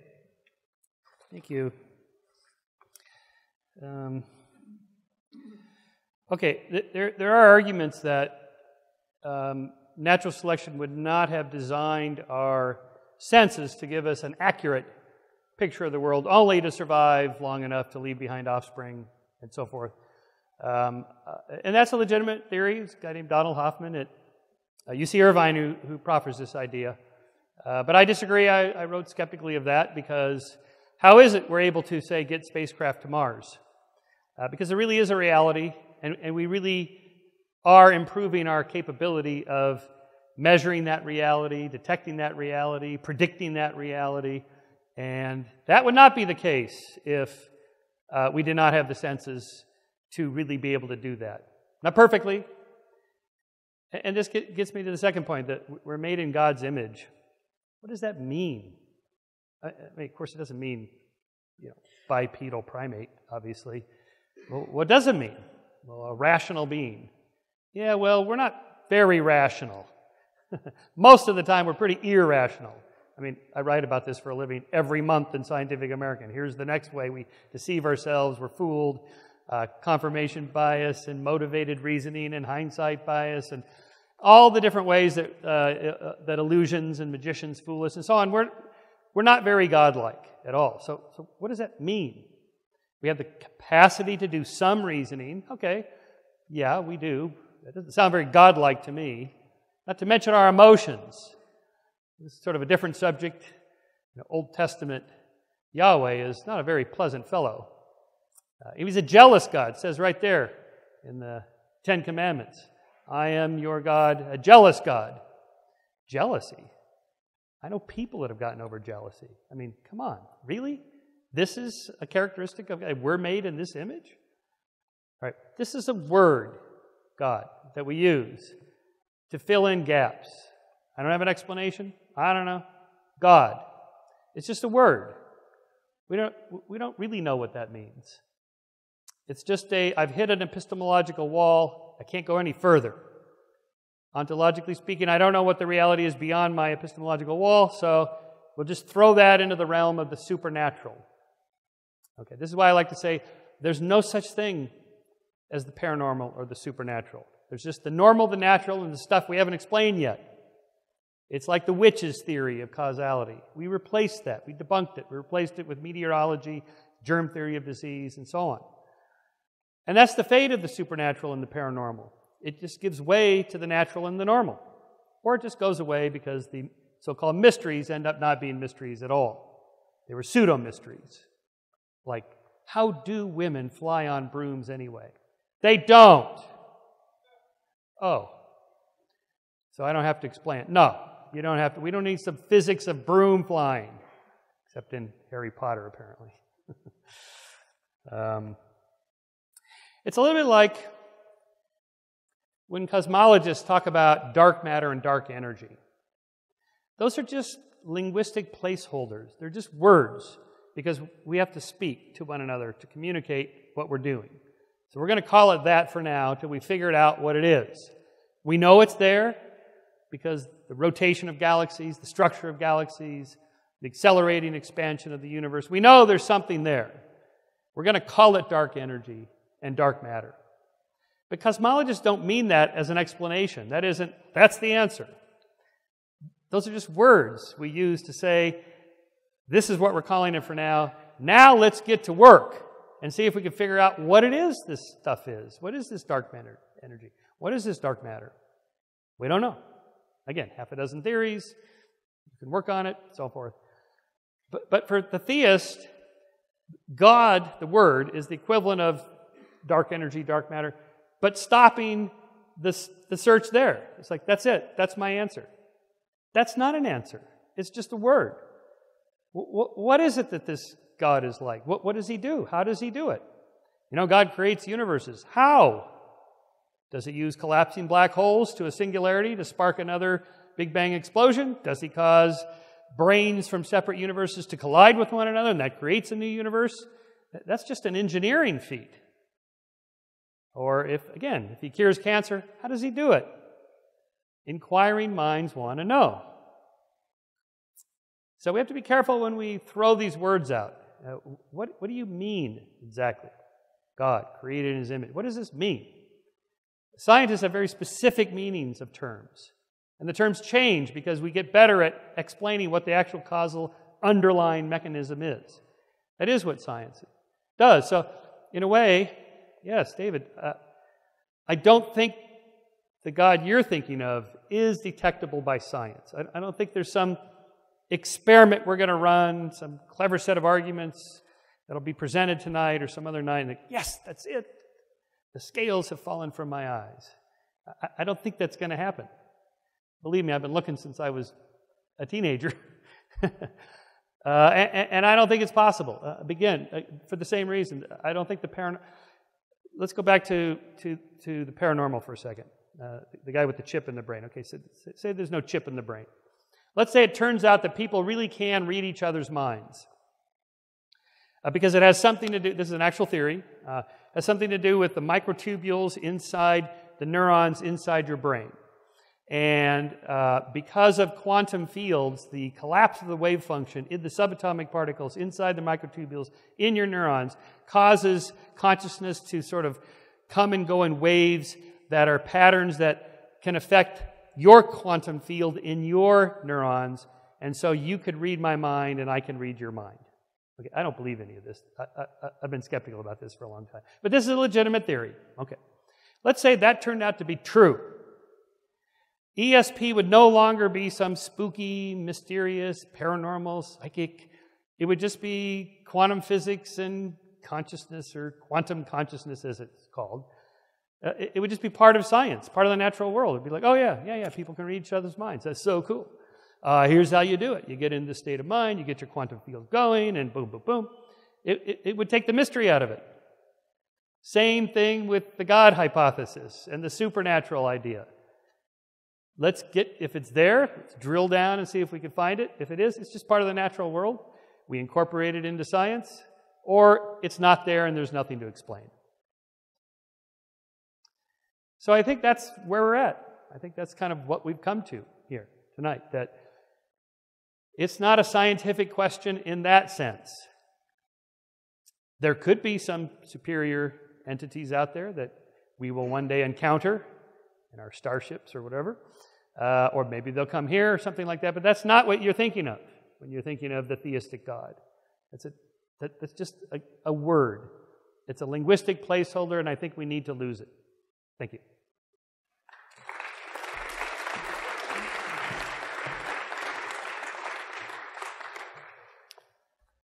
Okay, we will now have 10 minutes of crossfire with each of our debaters having 1 minute.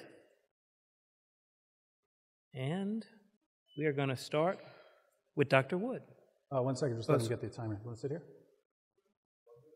We're Set doing up 10 minutes, and then we just have to make sure we switch at the end of each minute very quickly.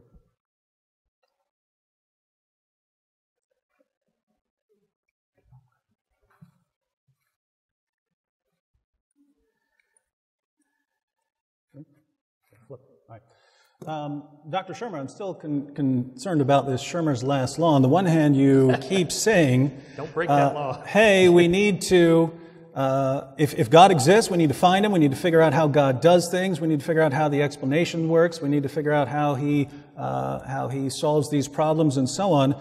But on the other hand, you're saying that advanced aliens would be indistinguishable from God, and if they're indistinguishable, then God would be indistinguishable from aliens.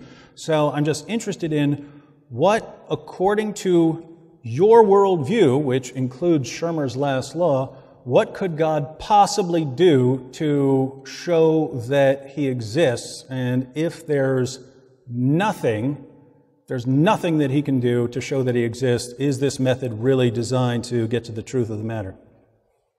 A large cash deposit in my name in a Swiss bank.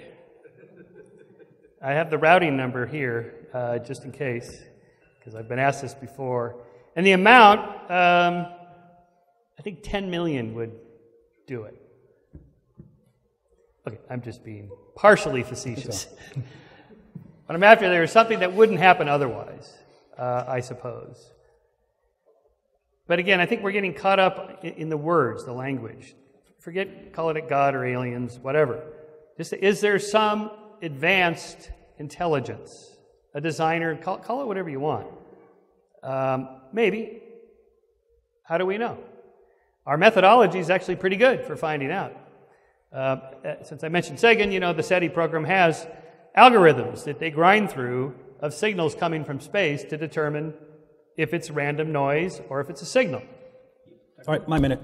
Now, jokingly, of course, a large cash deposit in the bank. Now, of course, this could easily be explained by aliens. And then the only example, the serious answer you gave was something that wouldn't happen otherwise. Like the limb, growing a limb. And then we shifted to some sort of higher intelligence. Now, notice this.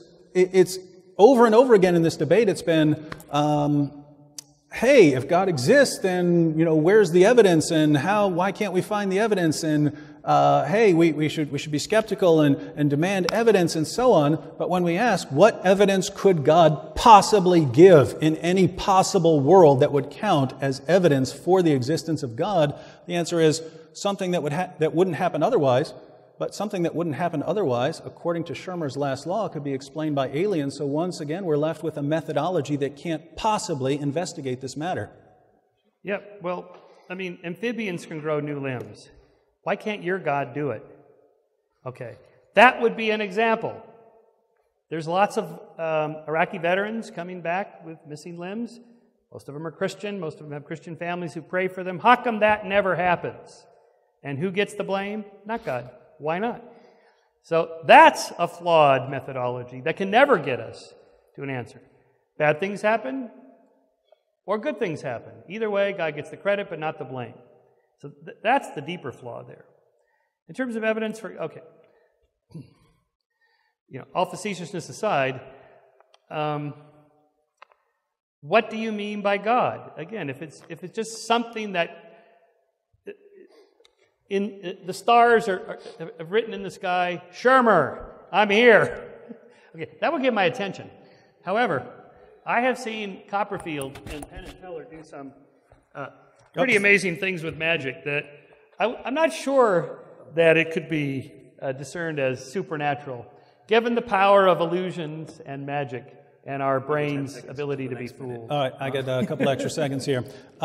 Here again, because I'm very concerned with methodology. If we are trying to determine the existence of X, where X can be wildly different, if we're trying to determine whether there's some sort of planet past Neptune or something like that, if we're trying to figure this out, it helps to have a method that can investigate the question. If you're talking about something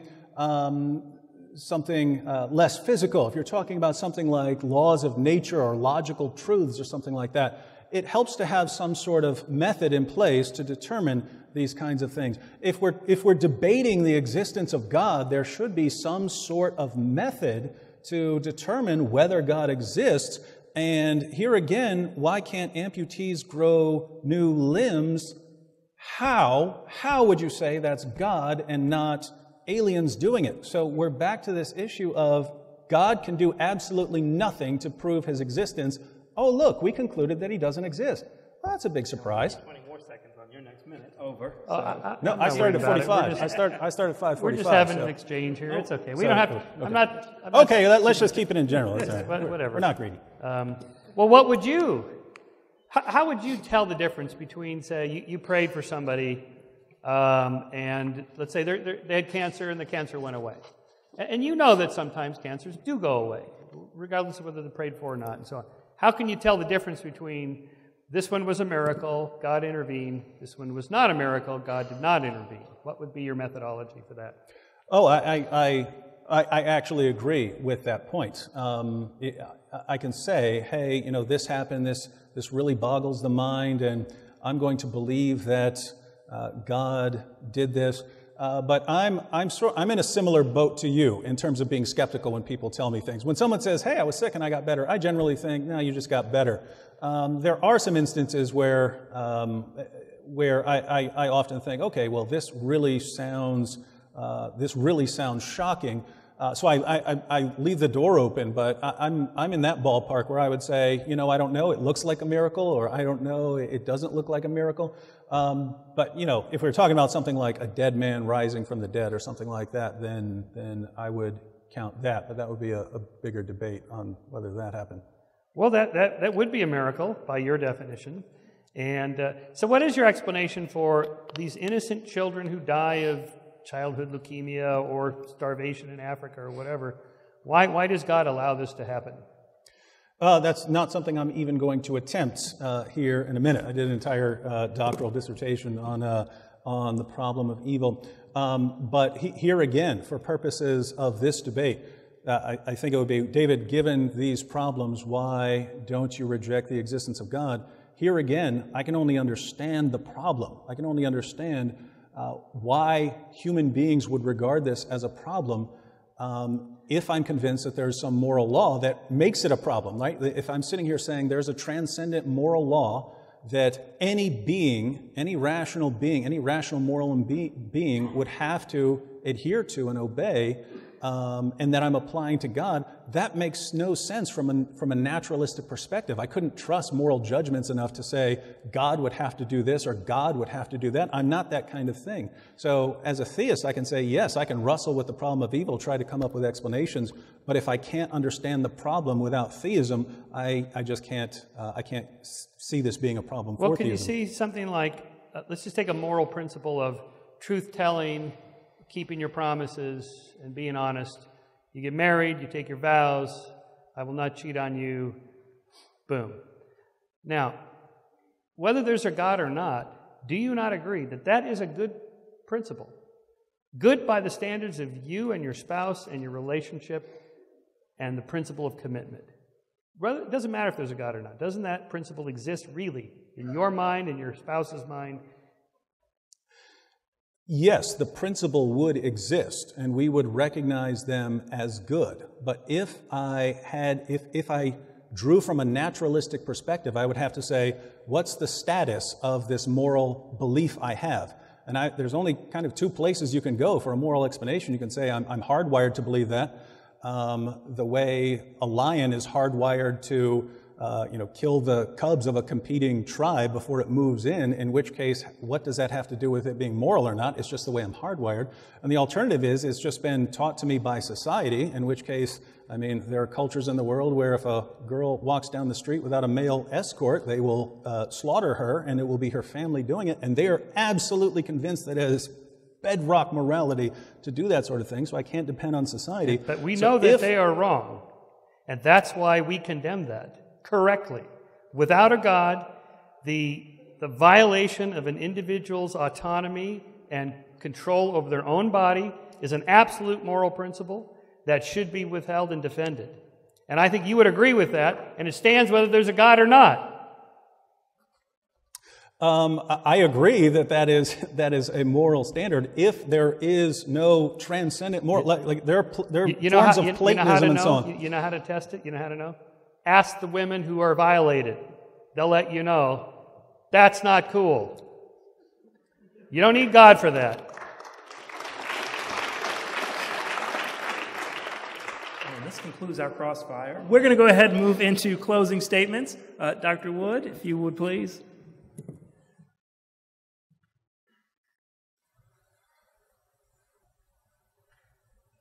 Good. All right, that ending there is a perfect example to really sum up this debate. This is just a moral law. That's the way it is. It's true whether or not God exists. Again, how could you possibly defend that from an atheistic perspective? You just have to stomp your foot and then clap your hands and say, this makes sense.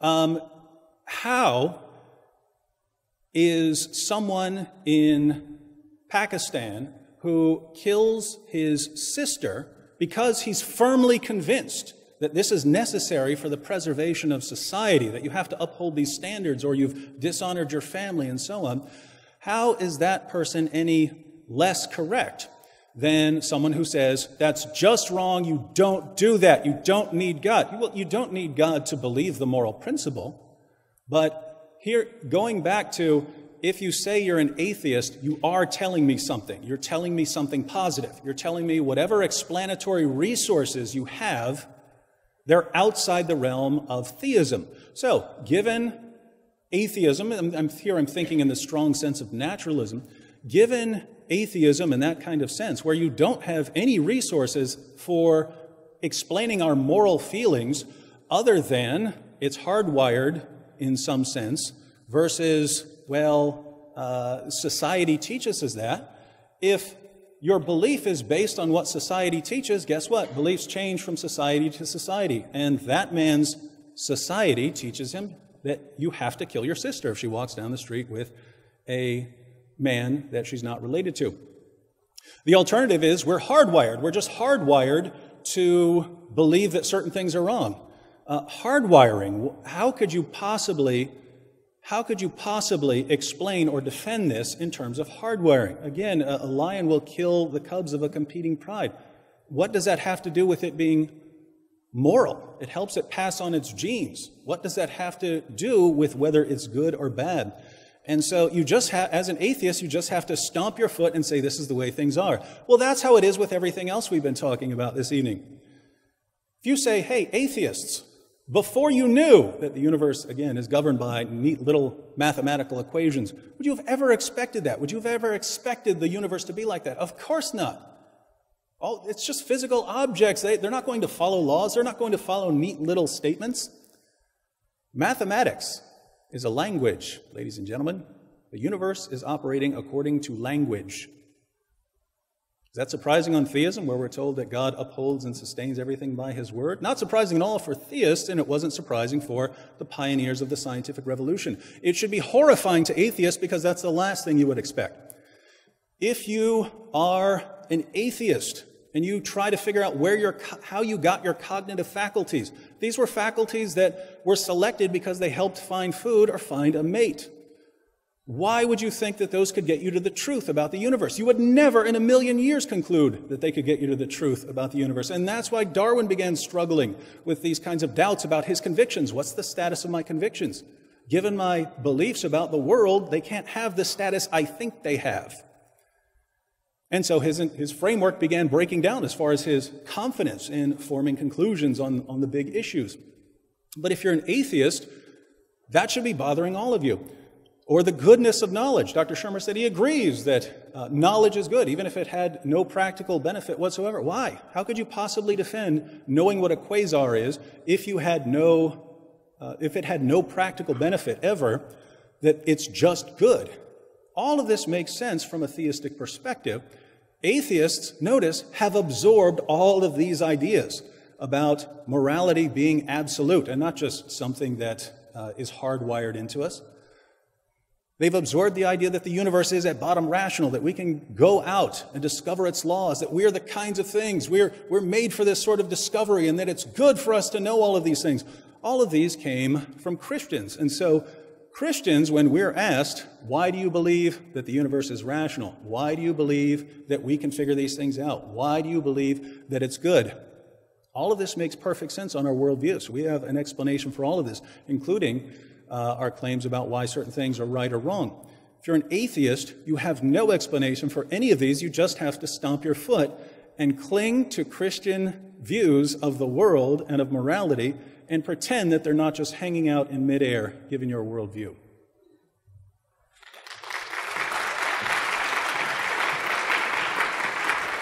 Thank you. And Dr. Shermer, your closing. Well, thank you again for inviting me here. I'm not going to stomp my foot, but let me see if I can give you some reasons for some moral principles. For example, I see you have a wedding band. I assume you're married. Is your wife here tonight?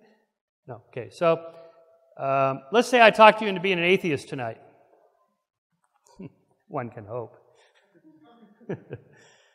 Would you cheat on your wife tonight? I suspect you wouldn't. Why not? You're not a theist anymore. None of it matters. In 1,000 years, we're all dead anyway. There's no purpose to the universe and so on. Why bother? How about this? You don't have to stomp your foot because you love your wife and you don't want to hurt her because you don't like to hurt people that you care for. How about because you promised you wouldn't and you're a man of honor and your word and you believe in keeping your word? How about you wouldn't want her doing that to you because that would hurt? How about you wouldn't want to live in a society where no one keeps their promises and everybody cheats on each other? Not just marriage, but business and so forth. We know the basis of a civil society is a rule of law where people keep their word, keep their honor. That's why you have rules. Good fences make good neighbors and all that.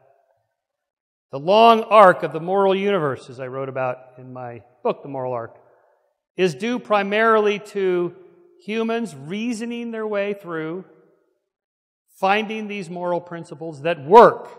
Based on what? Based on the survival and flourishing of sentient beings. We are sentient beings. As Jeremy Bentham said, the question about animal rights is not can they think or can they talk, but can they suffer?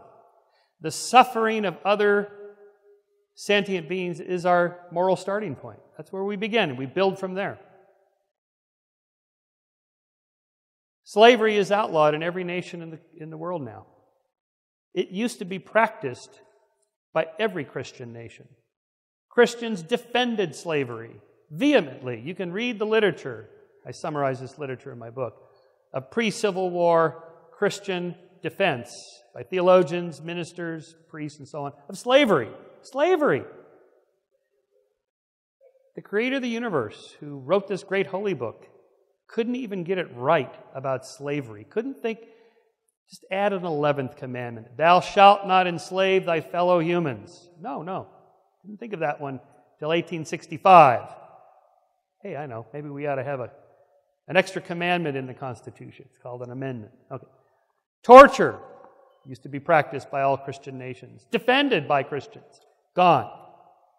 In 1967, early 1967, it was still illegal for blacks and whites to marry, and most Christians favored that. How many favor it today? None, almost none. Pollsters don't even ask anymore. It's a ridiculous question. Of course, blacks and whites should be able to marry. What's wrong with that?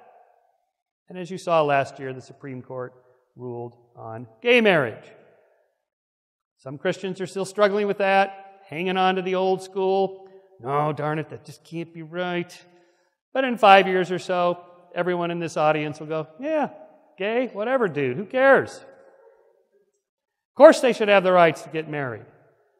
The arc of the moral universe is bending toward justice, not because of religion, in spite of it, but because of reason and science, because we can discover truths by studying them and apply those principles and then test them and measure them and see how well it goes by that criteria. So I was once a born-again Christian. I went to Pepperdine University, Church of Christ school, and as I mentioned, and so I understand when you're in the bubble, it makes sense.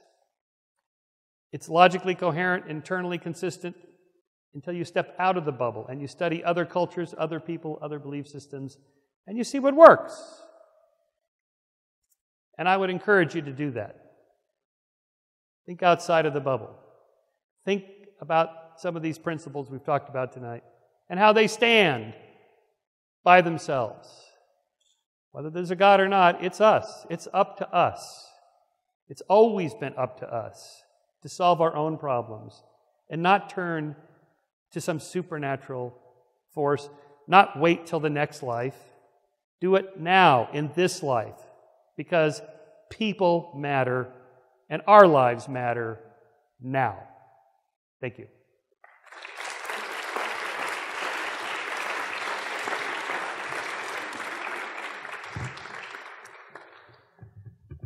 We're going to go ahead and begin our Q&A. For those of you who have any questions, we have 2 microphones, one at each side at the front of the aisles. If you would, please limit your questions to no more than 30 seconds. We will give each party an opportunity to respond to your questions. If your question is specifically for one party or the other, please state that. Also, remember that these are for questions. These are not for statements. These are not for platitudes or for you to decide to become part of the debate. This is for you to ask questions of the panelists who are here. Thank you. Right, well, we've got 35 minutes in total. Yes, we're supposed to raise the house lights, I believe, for Q&A. So we'll ask the house to go ahead and bring the lights up. We're going to have about 2 minutes for the primary respondent, and then about 1 minute for the other respondent as well per question, so that we can get as many questions in as we can within the next 35 minutes. Oh, okay. Hello. I just want to thank both of the speakers for coming down tonight. We greatly appreciate both of you dedicating your time to this. Let's see. My question is for Dr. Shermer, just kind of continuing on the moral question. So obviously you passionately defended certain moral principles that I think just about everyone can agree on. So what, in your view, ontologically grounds these moral principles? Would they be something that exists in the same way, say, laws of nature exist? And furthermore, if these are non-scientific moral principles, how can we use an empirical method to verify them? Is it possible to empirically test whether we should promote human flourishing? Yeah, that's a really good question. I mean, it's at the heart of reasoning about moral principles, and the answer is, in short, it's not quite like discovering laws of nature, but it's similar to that. I claim that it's part of our nature, that we evolved the propensity to, as a social species, have to care about the welfare of others. Not always, we don't. It's sort of a game theory prisoner's dilemma. You know, if I defect, I get a little short-term benefit, but if I cooperate, he gets a little short-term benefit. I don't get quite as much benefit initially, but down the road, I'll get more benefit, and I can reason my way to being nice to this other person. But it's not, I claim, in an evolutionary way, a calculated, cold, Machiavellian, I'm going to use this guy to get what I want, even if it appears I'm just pretending to be nice. Because he'll know. People can tell if other people are psychopathic, faking, sociopaths. You got to really believe it and really be moral. Wait, I get 2 minutes, right? Yeah. So, okay. So here's the argument that you can't fake being a moral person. Because people can read the cues. And so you actually have to feel it, live it, believe it, and that's the best we can do. It's part of our nature. We evolved it, and then culture reinforces it. You know, why do I feel guilty about this, and another culture feels guilty about that? Yes, the cultures tweak the moral emotions, but we all are born with these moral emotions. We can see this in infants. Infants that are just like 6 months to a year old. These are complicated experiments, but you can see that they have a sense of right and wrong. They like the good puppet. They hit the bad puppet that does things. You can see this in chimps and other primates. It's part of our nature to have a sense of right and wrong. Dr. Wood, 1 minute. Goes along exactly with what I was saying. You've basically got 2 places that you can appeal to for your moral claims or whatever moral feelings you have. You can be hardwired for them, or they can be something to do with culture, and obviously both are involved. But Dr. Shermer says cultures tweak moral emotions, and we just have these moral emotions. Bed bugs reproduce by violent rape. What does that have to do with right or wrong? They're wired to do that. It helps them reproduce. It helps their species. Their species wouldn't work right now if they didn't do that, because that's the only way they do it. What does that have to do with right or wrong? And so all atheists can really do in these scenarios is just say, well, we're wired to do this and cultures tweak it. what's the standard, right? There seems to be no standard other than the way we're wired. Just imagine a different situation where humans reproduce by violent rape and it was necessary for our survival. We're wired to do that. Would that make it good and right? I don't see how. Okay, next question. Thank you for both the speakers. Enjoyed the debate. Question for Dr. Shermer. You mentioned evils such as children dying of illnesses being a problem for Christians. But if you hold to an atheistic, naturalistic, materialistic worldview, and we are nothing more than a highly evolved collection of chemicals, what objective standard do you have to say what is evil and what is not? According to your worldview, what is wrong with a bag of chemicals dying? Well, for starters, if you're that bag of chemicals, you don't like that. And you don't want to be treated that way, so you don't want to treat other people that way because you sense that they feel the same way you feel. Now, this isn't a given. Centuries ago, people didn't think like that as much as we do. So the moral sphere has expanded to include more people because culturally we've passed laws, we've encouraged people to be more civil, and so on. A bunch of other factors going on in there. That has expanded it. And so you care about other people. You genuinely do. Whether there's a God or not, you do. Because we're a social primate species. We care about it. We also exploit others, too. So it's a balance. The whole point of a civil society is to tweak the variables to get people to be nicer to one another and attenuate violence and aggression. We're not there yet perfectly, but, we're getting there. Moral progress. So the question is, what's wrong with these things according to Dr. Shermer's worldview? So he's making certain moral claims about things that are evils. And notice, because this happens over and over again when atheists describe why something is wrong, they explain it in terms of another moral principle that can't be defended. So why is it wrong for this person to suffer, to hurt this person? Well, because you wouldn't want to do it. So there's another moral principle, right? There's another moral principle that you shouldn't do this. And then why is that one? Well, there's this greater moral principle that, you shouldn't violate someone else's autonomy. All of these should, oughts. If we ask what the status of these things are on atheism, you're just wired to do that. Again, how does being hardwired to do something give it the status that we believe it? We have free will. You have a choice. You have degrees of freedom in there. We have free will. You could exploit the person, or you could be nice to the person. Interesting. What are you going to do? Yes, absolutely. We have free will, ladies and gentlemen. I like that. I agree. Interesting. We found agreement. I think for a minute we slipped back into crossfire. Okay, question on this side. Thank you. He started it. My question is for Dr. Wood.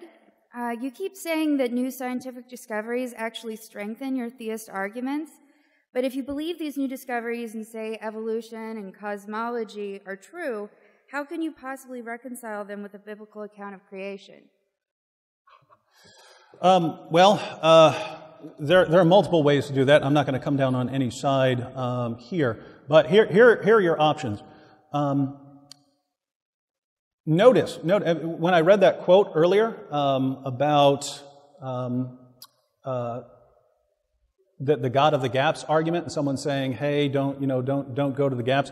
That was an argument defending Darwinism from a reverend. So you basically have that approach saying, "Hey, whatever we discover out there, that's what we set out to do," and that was actually the general approach of the pioneers of the scientific revolution. They didn't believe in that; it hadn't been proposed yet. But their idea was, and in the Roger Coates, in the second edition of Newton's great Principles of Mathematics, he started out by saying that however God does something, if we're talking about creating laws of nature and creating the world, it's not out of necessity. In other words, it's not like 2 + 2 = 4, where you can just sit back in your chair and figure it out for yourself. If you want to know how God creates the world, he argued that you have to go out and explore that, right? And he specifically said, if you want to know how God did something, since it's not of necessity, then the only way to find it out would be to go out into the world and discover how God makes the laws of nature work. And so he defended observation and experiment as the grounds for how you would go out and discover how God did certain things in the world. So that's I'm saying that because I've talked a lot about the scientific revolution. That's the method that they proposed. And so following that method, if you have good enough evidence for anything, then you'd say, hey, I was able to figure this out using the scientific method. The other would be to sort of separate the books, the book of Scripture and the book of nature, and say, well, I think these two are in conflict here. So in other words, you have two approaches. One is to adhere to one and adhere to the other if there seems to be a conflict. The other would be to kind of reconcile them, and Christians are going to fall into those general categories. But even if you accepted the idea that there has to be a God for there to be an external objective morality, a moral law, some Archimedean point beyond us that grants it, shouldn't those moral principles stand in and of themselves, whether there's a God or not? So if God says, lying is bad, murder is bad, whatever, those should be true anyway. So he's really just identifying something that's out there, that's really there. But the problem is, of course, there's many holy books and lots of moral principles from lots of different religious leaders over the last several thousand years, most of which we've rejected as absurd. So what happened? We reasoned our way to this. Okay, next question. This is from Michael Shermer. I'm confused about your position on morality. You seem to think, or to say that morality is objective, like you've actually violated some real objective standard when you, let's say, violate a woman. But then when we ask for justification, for a grounding, you appeal to what we believe. But if something's objective, it's independent of what we as individuals or as a group believe. Like the speed of light is objectively the case, and our beliefs have no bearing whatsoever. Any appeal to our beliefs just doesn't have anything to do with the speed of light. So let's take something like a hot button topic of female genital mutilation. Is that objectively wrong? Ask the women. There's one place to begin to make it objective. And then you build from there. Would we want to live in a society... Yeah, sorry. I'm appealing to what? To a woman's belief. You're appealing to human belief right now. Well, it's not just her belief. It's her autonomy, her rights, her physical being. But you said ask a woman. That's her... consult her belief. It's a place to start. It's a place to start. Yes, right? You can find women who will say, yeah, I think it's okay. But the long-term trend has been away from men lording it over women and men controlling reproductive rights of women. The trend in Western civilization, which is spreading globally, is that individuals have autonomy over their own selves. All individuals. Blacks, Jews, women, everybody. And it didn't used to be that way, but we overcame that religious tradition that held us back. Is that dependent on our beliefs or not? Well, but even if it was, okay, how do you know? If you're saying it's a religious argument and you're getting it from God, how do you know? Do you pray? Does God talk to you? Do you read it in the Holy Book? How do you know? Where do you get your morals? Oh, that's a different question of how we know something versus whether it's objectively true. I gave you an answer, okay? The survival and flourishing of sentient beings is a moral starting point. How do we know? Ask them, study them, look at the effects. Ask yourself, how would I feel if somebody did that to me? And then ask yourself, do I want to live in a society where everybody violates their promises and cheats on each other and commits homicide against each other? Would you want to live in that society? That's as objective as you can get. It's not perfect, but I'm coming back to you by saying, if you say, no, I get it from God or the Bible or whatever, but you tell me where you get it, how is that objective? How do you know? What do you mean, how we know something? Yeah, how do you know what is right and wrong? We know through our moral sense. I think through innate ideas, that we were implanted with innate ideas of what's right and wrong, even if we don't fully understand them. Just like our physical senses, we don't see or hear the same way, but we still perceive reality. I think morally we have. I think we're in agreement, actually. So you believe there's an objective reality? That's beyond us. Okay. Yeah, absolutely. Yeah. Okay, we're going to go ahead and give Dr. Wood 1 minute to give any response. here again, explaining some moral principle in terms of another moral principle which remains undefended, apart from just, sort of, again, stomping the foot and saying this is the way things are. Individuals have autonomy over themselves. And Dr. Shermer said the surviving and flourishing of sentient beings is the starting point. Now, why prefer humans in this equation? There are many sentient beings apart from human beings, and the success of human flourishing and primate flourishing certainly conflicts with the flourishing of many others. On atheism, why prefer humans or primates to any others? You just have to lay down, this is the way it is, this is my species or whatever, and that's why I adhere to this. But again, it would be indefensible. Whereas defending the autonomy or anything else, if people are created in the image of God, we have a different kind of status from everything else. And so here again, things tend to make sense with one worldview and not make any sense at all with another. Okay, next question. My question is for Dr. Sherman. Traditionally understood, or at least as I've understood it, atheism could be defined as the affirmative belief that God does not exist. However, in your opening statement and in some of your rebuttals, you referred to atheism defined as the lack of belief in God. I guess you can say my question is a two-part question. The first part being, why would you adopt the definition of lack of belief if it doesn't make a positive statement about reality? And second, would you make the affirmative statement that God does not exist? Sure. Yeah, these are just labels. It's sort of a labeling issue. Philosophers make a distinction between weak and strong atheism. Strong atheism, I assert that there is no God. I believe that there is no God. I'm confident that there is no God, or I know there is no God. Weak atheism is I just lack a belief in a God. There's some other variations. Apatheism, like they just don't care. I don't care if there's a God or not. And I gave you agnosticism, and there's a few others. But forget the labels. Just sort of the ontological question: what is the nature of reality? Is there really a God? Then there's a question of how do you act? What do you believe? Because that shapes how you act and how you behave in the world based on those beliefs. So it doesn't really matter whether I'm a strong or weak atheist. I don't believe in God, and I act accordingly. So effectively, call it whatever you want. I live a life without God, I think. It's a little joke, just a joke, just telling you that. Points about the distinction between strong atheism, weak atheism, and so on. If you're talking to someone who claims to be an atheist, you would ask for an explanation of what you believe. Are you? I think of, when I say atheism, I'm usually talking in a strong sense of like naturalism. There are no gods or nothing supernatural, but some atheists adhere to a weaker position. And what we can agree on is, Dr. Shermer says that the weaker form is just a lack of belief in God. So if we want to hold them to a stronger position, we should be sympathetic to our atheist friends who say that their position is just one of lack, and agree that their position is lacking.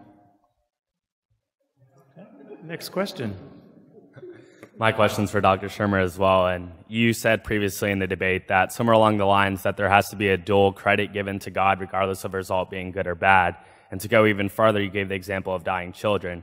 And my question is it not true that when these family chains are broken, that they relink again in an eternal world with forever lasting peace, which is greater than any gift you could ever receive? Whoa, I missed the last part. Isn't it true that... Is it not true that when these family chains are broken, a.k.a. when the children are dying, that they relink again with their parents and their families, which is greater than any gift you could ever receive because it's forever lasting peace in an eternal world?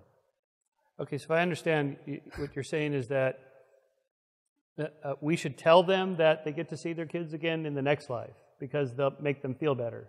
No, I'm asking you said that there's no possible way that you say that as a theist, you should believe that there should be dual credit given to God, whether it being good or bad. And I'm in agreement with you. I think there can be dual credit given to God. And what I'm asking is, when those children are dying, you're saying that that's a bad thing and that, we don't have, a reason for that, happening or whatever. But my answer and my response to that is that when they do die, that they are going to an eternal world where they will see their parents again and they will have an eternal life of forever lasting peace. And is that not greater?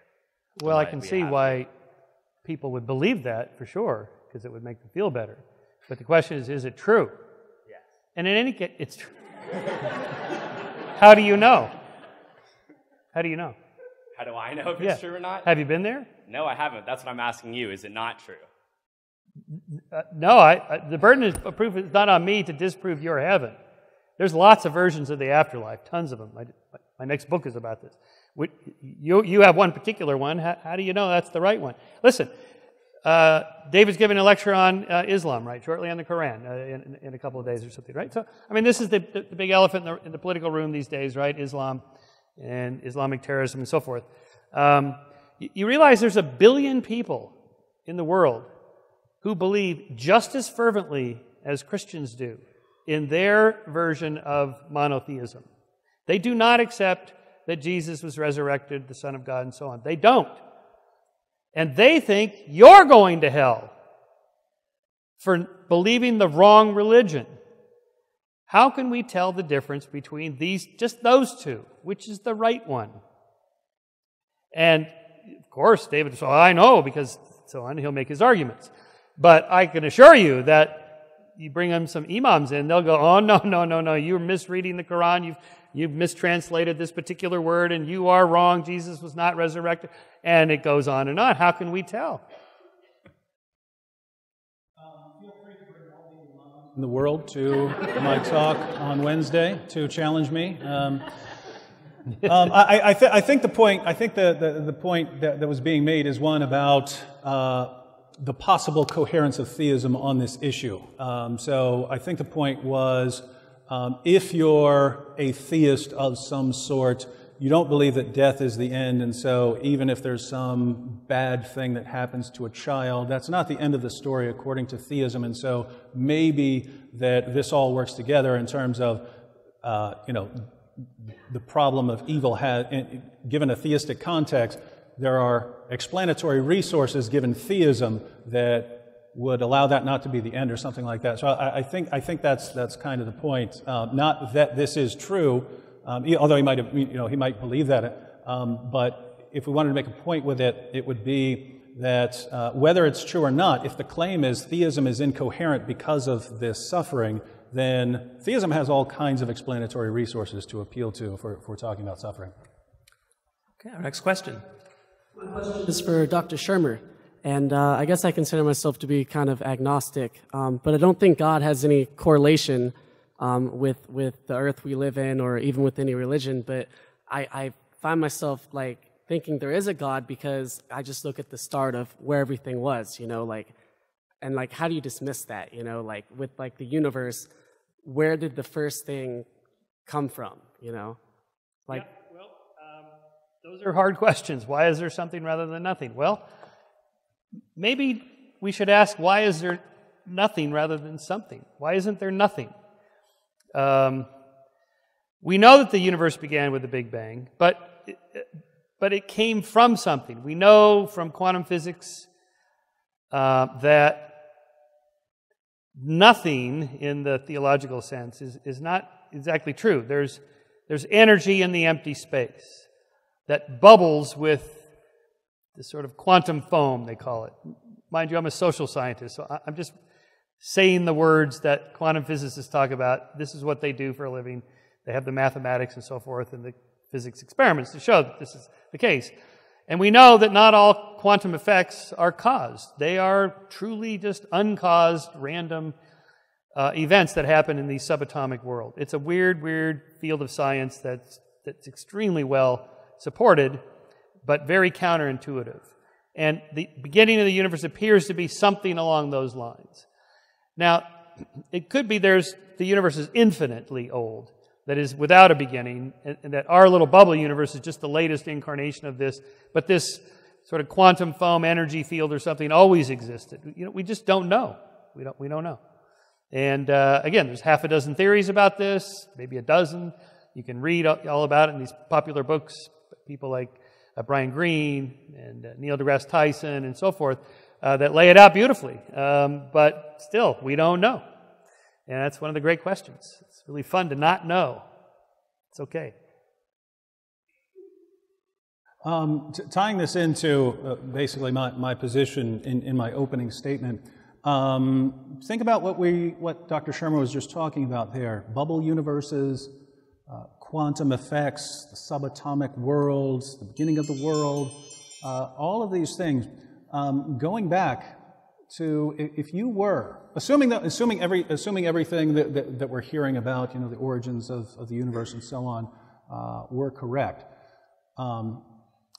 Going back to a pre-scientific revolution time, if you were an atheist and you said, hey, these are the kinds of things that are true about the universe, or you were a theist and said, these are the kinds of things that are true about the universe, which one of those would you be able to say, hey, if that's true, I've been made to figure this sort of thing out? I think as a theist you would say, hey, I'm created in the image of God. God created the universe. I'm rational. This is how I reflect God's rationality, is in uncovering these things. And so you'd think, hey, we are made for these kinds of things. You'd never expect that if you believe what you are according to atheism or naturalism. And so everything, even the descriptions used by atheists, are still confirmation of theism. Our next question. Yes, so my question's for Dr. Shermer. In preparation for this event tonight, I did go to the library and get a copy of the Moral Arc and read through it. And what I found in there, the problem is what several other people have said, that there was no basis for the ontology of morality. In other words, there are moral truths out there, and these truths, if we're going to discover them, which is what you've been talking about, epistemology, they have to exist independently of us, even if we weren't here before we could discover them. So we could picture a universe where we're not here and there are still things that are good. What is the ontological and metaphysical basis then to know that something is good or something is evil? And if you don't have that, then you just have relativism, and so much then for talk about slavery or children dying or anything like that. Right.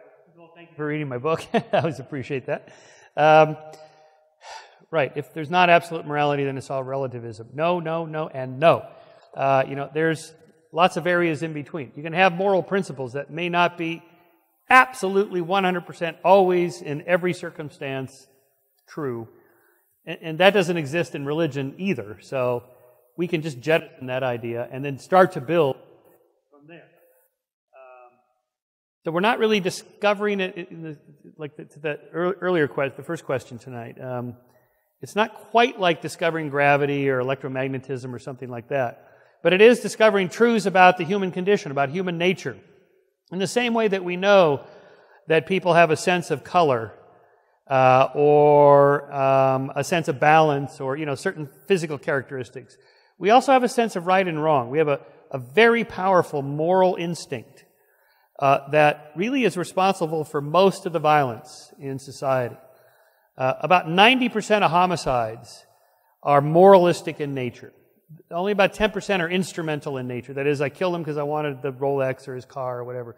Usually thieves and criminals, when they burgle your house, they're hoping you're not home, especially if you're armed. They just want your stuff. Okay. Most of the homicides that occur are due to this sense of, he insulted me. He cheated at cards. He scratched my car. He took my parking spot. She cheated on me with my best friend. I had to kill her. So those are real moral emotions that exist. You can measure them. So the whole point of structuring civil society, as I said, is to try to get people to bring out the better angels and attenuate the inner demons, because they're both there. A nice metaphor from my friend Steven Pinker in his great book, The Better Angels of Our Nature. So in that sense, social scientists have discovered those truths by studying human nature and human society. Those are sciences. Just like economics is a science. The Nobel Prize was given today in economics. It's a science. So is social science, psychology, experimental cognitive science. We're discovering truths about humans that are really there. Boy, I really feel bad for a society that governs its view of right and wrong based on their emotions. Emotions can change very quickly. Let me get personal here for a second. I'm technically a diagnosed sociopath. I don't have these moral feelings. When I see a bunch of people slaughtered in front of me, I have no bad feelings for it. I don't choose to be that way. That's just how I'm wired. I'm defective. I understand that I'm defective in that way. So why don't I hurt people or something like that. Well, it has nothing to do with my emotions. They're not what guides my behavior. I view people as created in the image of God, so I have no right. I have no right to do certain things to other people. I have to respect what they are. I don't get to do whatever I want to people. And so if you throw that out and I just conclude that we're the product of what naturalism would suggest, that's why I keep asking this question, because I take this question very seriously. If it's just, hey, here's how we're wired, I'm wired to not care about any of you. If it's a matter of what society teaches, I'm wired to not care what society teaches me. So is there something that's more than our feelings or the way that we're wired? If there is, we need to be aware of that. And if there's not, boy, are we in a lot of trouble. Okay, our next question. Earlier, Dr. Shermer, earlier you said that theists use the word God as a linguistic placeholder, basically saying we don't understand God, we can't feel him, we don't know his presence. By that, you're saying that you're discounting our faith. But do you not think that you, as an atheist, put a lot of faith in science for things that are essentially flawed? For example, the taxonomic classifications. There's an Asian elephant and an African elephant. The Asian elephant is tuskless, and the African elephant has tusks. But there are two different genuses. But to the human eye, they look like elephants. Would that not be something that a human would make, saying, oh, this elephant can't be in the same genus as this elephant because they don't have a tusk? Why? Why not? And also, there's a rule for the taxonomic classification that says that organisms in different species cannot hybridize, they can't reproduce. But there is an actual piece of evidence of the elephant named Mahdi that was made by the Asian elephant and the African elephant reproducing, and that was in 1931. So how come you, as an atheist, does not discount the taxonomic classifications that you put so much strong faith in?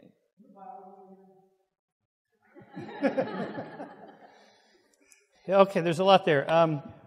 So the first part, it's not that I'm not denigrating faith. It's just not a reliable method of knowing the world. That is how I feel about things. Just, I feel God's presence, like I said, feel the dragon's presence, whatever. We can imagine all sorts of things that change how we feel. That doesn't make them true. Now, on the taxonomy question, there is a kind of a debate in the philosophy of biology about to what extent species are real. I mean, are they really out there? Are these complete social constructions by biologists? You would know it more in the popular culture as, is race real? In human groups, are there really races? The meme now is that it's a social construction. Races don't really exist. Anyway, I tend to favor the side that taxonomy has been moving ever closer to real units that exist in nature by the definition you just gave, reproductive isolation. Now, hybrids do happen. Lions and tigers. If the male's a lion, it's a liger. If the male's a tiger, it's a tiglon. But they tend not to have viable offspring that continue the line. So they're hybrids, like donkeys or mules, like mules. Now, if a hybrid group, small group, as a founder population, they floated out to a new island where there was no life forms on it, or started a new population, it would be a new species. And that is how new species are formed, through these founder populations that have viable offspring. So those really exist. And the final point on that that I'm encouraged by my friend Jared Diamond, who studies birds in Papua New Guinea, talks about the match between Western-trained biologists and his native Papua New Guinean friends he goes birding with. They pretty much come up with the same groupings of species, even though they have different backgrounds, different cultures. So we think that those things really exist in nature, and we're discovering them. Me too. Those comments? Okay. Well, that's all the time that we actually have for questions, but thank you all so much.